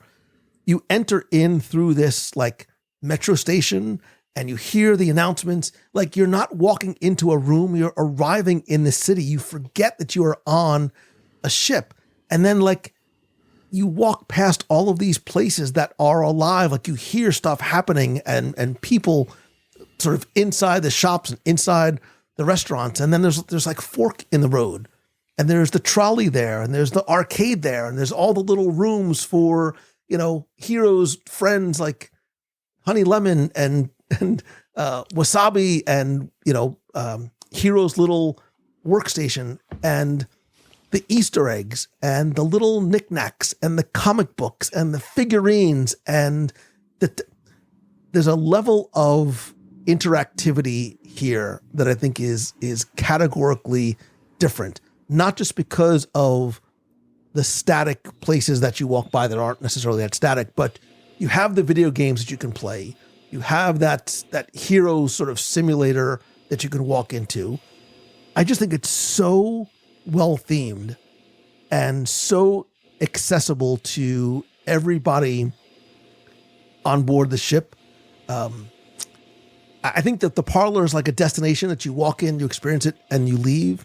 But San Francisco Street is this district that sort of lives and breathes because you feel like there are inhabitants and people are coming in and out throughout the day, and kids are sort of going into the little secret entrances to Edge and Vibe. That it's cool that adults like can't go in there, and it feels alive because like the streets, unless you go at 3:45 in the morning, aren't empty, and there's this wonderful sort of like sensory completeness. Am I just rambling? Am I just sort of overly expressing my love of San Francisco Street? My favorite detail, though, first of all, the negative is they could do more mochi. I totally am missing mochi. I need more mochi in my life. She means Mochi the cat, not necessarily mochi. I mean, if they served the mochi there, the little Japanese sweet treat, that would be even better. My favorite detail, though, was the meet and greet with Baymax himself. Because when it starts, he's behind a garage wall, the garage door lifts up, and there he is standing there. And what was his little box is open, as opposed to when you walk through to look at all the detail, it's closed. I thought that just that little detail just made it much more magical. And the fact that I got to hug Baymax, even better.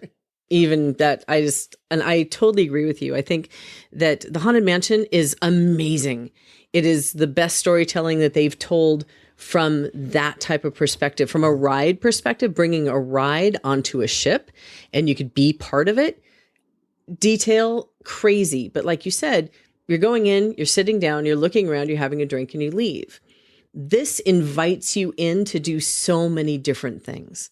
And families can do things together, and it's looking at the detail. It's reading the newspapers that are there. It's playing the games together. It's hugging Baymax. It has just so much more to offer. So I think from that perspective, absolutely, it is the crown jewel. I would love to see this type of immersion, though, in more places. I would like to experience this type of thing from other IP.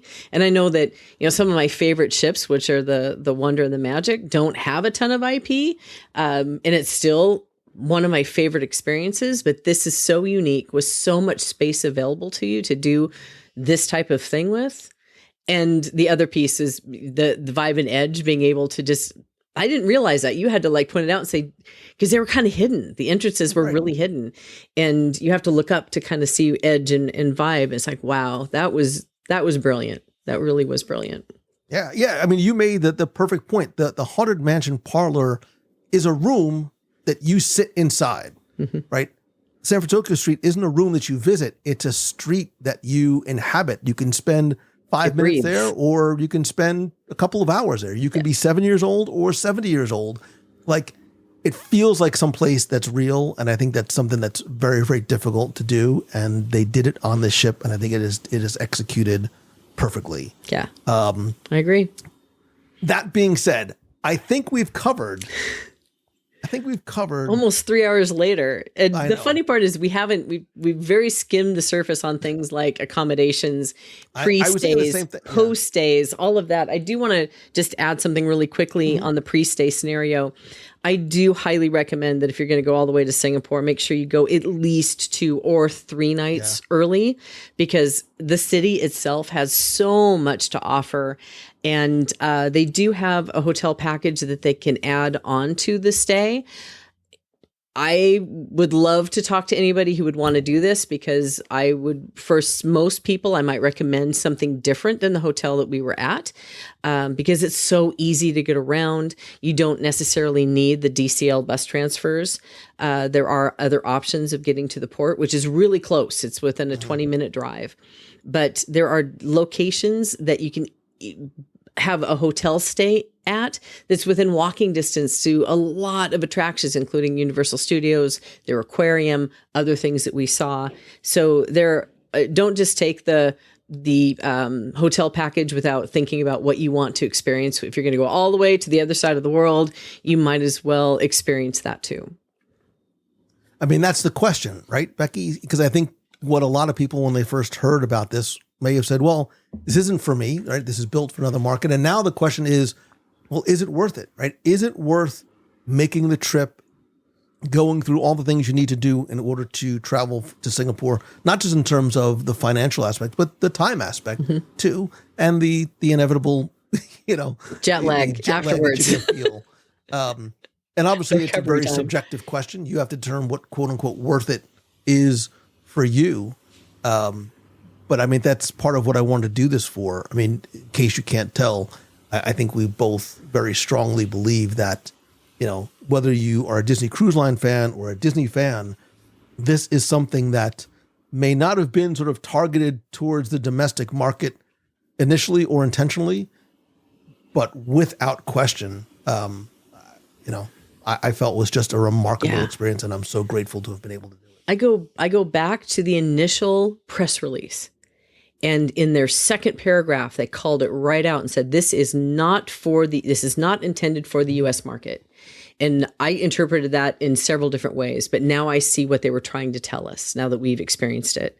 And it was intentional to make sure that we understood that this was a unique experience that was not going to be a cookie cutter of what they've done with the US market. So I appreciated that heads up. I get it now. I understand what they were trying to say, where before it was kind of guessing. But yeah, I believe if you're an adventurer, if you love to explore other cultures and other locations on this planet that we love so much, this is a great experience, especially for a Disney Cruise fan. If you go in with the right set of expectations, know it's not going to be exactly as you know and love from other experiences, but embrace the uniqueness of this experience, I think it's worth every penny and every second, even with the 3-day jet lag. Yeah, I mean, Singapore might not have ever been a place that was on your radar before, but as we saw, Becky, it was easy to get to. I mean, it takes a long time to get there, but it's easy to get to. It's easy to navigate. I felt it was very warm, very safe, very welcoming. Language is not a barrier. Everybody spoke English. Yep. It was easy to pull up the app. There's an app if you want to grab a cab. It was easy for us to navigate our way around. And It had a monorail. Right. We went on the monorail. We sky went to ride. the aquarium. We went to this incredible Harry Potter. I don't know who Harry Potter is, but we went to this incredible Harry Potter interactive experience. There's a Universal Studios, a very small Universal Studios. There's a lot of things to do in addition to just exploring the city of Singapore and the history and the culture and the cuisine that it has, and going to a hawker's market and trying some of the different local foods. The ship might be the destination, but the journey of getting there and the time that you can spend in Singapore before and after, I think is worth it. It's probably someplace I never would have imagined visiting in the past, but I'm happy that I did. And we, Becky, we got off the ship after 7 days. I will admit something that I probably shouldn't, but I'm going to say it anyway. We've been very fortunate that we've been able to do a lot of cruises. We do group cruises, 1, sometimes 2 a year, visit a lot of incredible places. This was the first time that I can remember, maybe in a long time, that I was really sad to get off the ship. Yeah. I was really sad. The last morning I got up early, I was like, I need to see San Francisco one more time. And I was sad. I was like, oh, I really don't want to leave yet. And I'm like a little kid. And I know it's new and I know it's but I just the newness had sort of almost worn off. The novelty had worn off. The exploration had worn off. And I'm like, I just really love this ship. I love going to this place or finding this little alcove or finding that little spot in the Buccaneer bar where we can just take our laptop and go and work. And it doesn't go anywhere, right? There are no ports, but I really just enjoyed that feeling, because that's why we love Disney, because by the way, I love the feeling of being on that ship. I completely agree. It gave me, there's a couple of ships and that gave me that I don't want to leave. This is the first time with Disney in particular, after being on it for 7 days, that I was still going, man, I could do another 3. I could really, and so I think part of it is that there's so much to see and do and so much to experience that we were running around like crazy doing it all. We didn't have that day of just relaxing and going revisiting a spot. Well, I didn't. Sounds like you did with Baymax several times, or in San Francisco. Just revisiting a place a few times that you felt very relaxed and gave you that vacation feeling. I loved this, and yeah, I hate flying. I doing a 15-hour flight, 17-hour flight is not high on my hit parade, but I would do it again for this, to have that experience again, because it was so unique and it was so different. And I think that that I would like to have a few more days. And I think part of what my intention was of wanting to share things in such detail is that this ship, I think all Disney cruises are, but I think even more so this ship, is incredibly customizable if you know how. The food, the experiences, the pacing, knowing what musts you have to choose, and then being able to slow down and be present and be curious and explore. I think the adventure is not just, a quote unquote bigger cruise ship. I think it's Disney reimagining what a cruise can be, using the Disney theme park DNA to create this truly immersive storytelling environment at sea. This ship that was never supposed to be a Disney ship. Again, I love the story, purchasing this half-finished ship from a bankrupt company, transformed by Imagineering into something that the fleet and we as guests have never seen.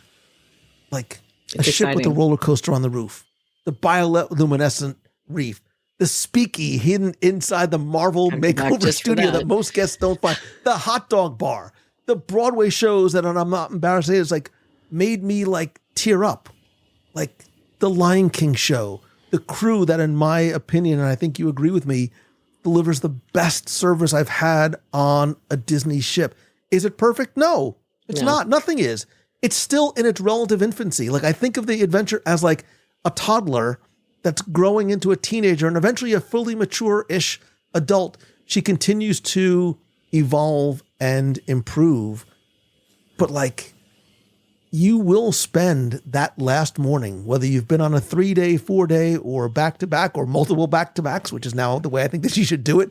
Like, you're going to be sort of quietly mourning the things that you forgot to do or you didn't do. And that part, that mourning part, like, it's not a flaw. I think that's a sign of a destination that is giving you more than you can do and hold in 3 or 4 days. Like, it is working exactly how it was designed. And I started off this episode by asking you, when is the last time that a Disney experience genuinely surprised you? And I hope today, with what we covered, it gives you a sense that the answer for a lot of people sailing the ship is recently, like very, very, very recently. So now we want to hear from you, because I think this is where it gets fun. Like, is the adventure now something that is potentially on your list? Maybe if it wasn't before. If you book the Disney adventure tomorrow, what would be on your must-do list first? Also, what questions do you have? We covered a lot. We've been talking like nonstop for 3 hours. And if you're still here, thank you. I sincerely appreciate it. I want to know what your questions are, because I want to make sure we're able to answer them. So there's a few different ways you can do this. You can come by the Clubhouse on Facebook. It's www.radio.com/clubhouse. That's our private community where you can ask questions and Becky and I will answer them there. You can call the voicemail at 407-900-9391. That's 407-900-WDW1. Leave me a voicemail. Tell me what your must do is. Ask a question. But I also think, Becky, we talked about this too. I think we should do, after you've had some time to listen to and digest this episode, I think we should do a live follow-up Q&A. Sure. Right? We'll do a live show maybe on a Wednesday night, maybe on another night, where you can come on. We can maybe fill in some gaps that we might have missed that we think about. We can also answer your questions as well. We'll have more details about exactly when that is. And if you're like Mangello, Mankin, I'm in. Where do I sign up? If you are ready to book your voyage, I am, by the way, you can and should go to Mouse Fan Travel. You can book. Mouse Fan Travel can help you book this. And especially for this, Becky, pretend you're not here. Especially for something like this, which is different and unique. And, you know, it's not intimidating, but you're like, wait, I have to get to Singapore. Well, this is where an experienced travel advisor like Mouse Fan Travel really comes into play. Again, same thing holds true. Like, it is a fee-free, like, they get paid by Disney, so they don't charge anything extra for them to be able to help you. But in terms of getting your questions asked, what do I need to know? Do I need a visa? When should I go? Where should I stay? This is where they will help you. So you can definitely go and visit mousefantravel.com. Becky, I have a question for you. What? You remember the thing that we talked about? Yes. Is now the best time to just sort of maybe float it out there? Sure. Good, because I was going to do it anyway. I know. there's no stopping you now. But Because maybe you're thinking, like, I want to go, but I'm not sure. And like, I feel sort of it's the other side of the planet. I don't know anybody. And like, maybe this will help. Because Becky and I, in case you can't tell, like, our love for this ship is legit. Like, I didn't tell you this, Becky. I was very curious. And I was watching you a lot, like, not in a weird way. I was very curious to see how you were going to respond to this ship. And I was like, you were like Mikey, like, she likes it. Hey, Mikey, like, we loved this ship. And we're like, we do need to go back. And the word group came up, not once, not twice. Like, the group came up as often as like meals came up. So we are in the early phases of planning a WDW Radio group cruise on the Disney Adventure for February 2028. Just block off. We don't know exactly when. We'll have more details soon. Fingers crossed. Yeah. But just block off February of 2028, and we will share details with you as soon as we had. Becky, as sad as I am that the cruise was over, I'm sad this conversation is over because I love talking about this ship. I love Me sharing too. these memories and more So much importantly, so that I sharing had our one experience with more other that I just people. wanted to mention for people. Don't think about going to Singapore as being intimidating. It was actually some of the easiest ways of getting in and out of a port. Remember how easy it was just to put your passport in and you go through and the gates all open up? Boarding at a port and disembarkation was the easiest I've And had. it was beautiful too. The Yeah. port was beautiful. It was gorgeous. So don't let any of this be intimidating. It is not. And again, if we do it together as a group, it's even better because we can all just be boarding. Oh my God, we would have so much fun. And we might have other things that we're going to be talking about. We do. Too. Yeah, I know. We have a lot. There's a lot coming. So just block off the next 3 years on your calendar because somehow the words 2028 and 2029 have come up in conversation. But 2027 finally did too. So I want to make sure everybody's aware of that. We have not forgotten about 2027. Well, Becky, thank you again for making this happen. You were incredibly amazing to put all this together and let me share this experience with you, for being so generous with your time today and sharing your thoughts and your insight. For you, our friend who is listening, who hopefully has a browser tab open, unless you're driving, looking up the adventure and sailing dates and the possibility of going. Thank you very much for being here. Becky, my last question, if you could snap your fingers right now and be in any single, I already know the answer, any single location doing anything on the Disney adventure, where and what would it be? Oh, there's two. I would pop right into Spellbound and get one of those stupid coffee things. The what was it? Mocha, malted mocha. It was the malted mocha. Yeah. Get one of those. Go up. And then sit in the Imagination Garden and wait for whatever show is coming on. You? Besides being in San Francisco. I know that's your... lame, but I just met Little Space made me so happy. Like I would just go up to the bar there and they have like this cool, they have I had a cherry blossom non-alcoholic drink one day, like a mocktail, and a matcha drink and a coffee drink one day.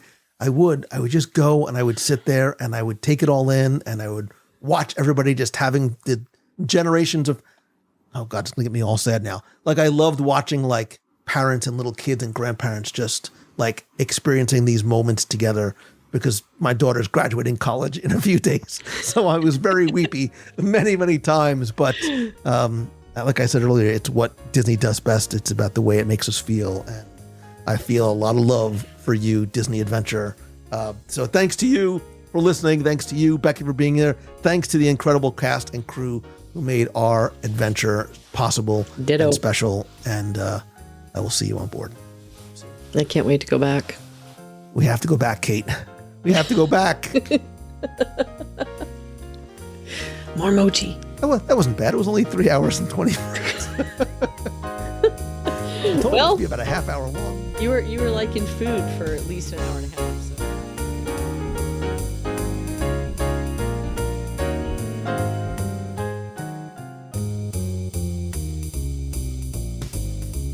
That's going to do it for this week's show. Thank you once again for spending part of your day or days with me. I know this episode was long, but clearly there was a lot to cover, so I appreciate you sharing your time, which I know is your most valuable commodity, with me.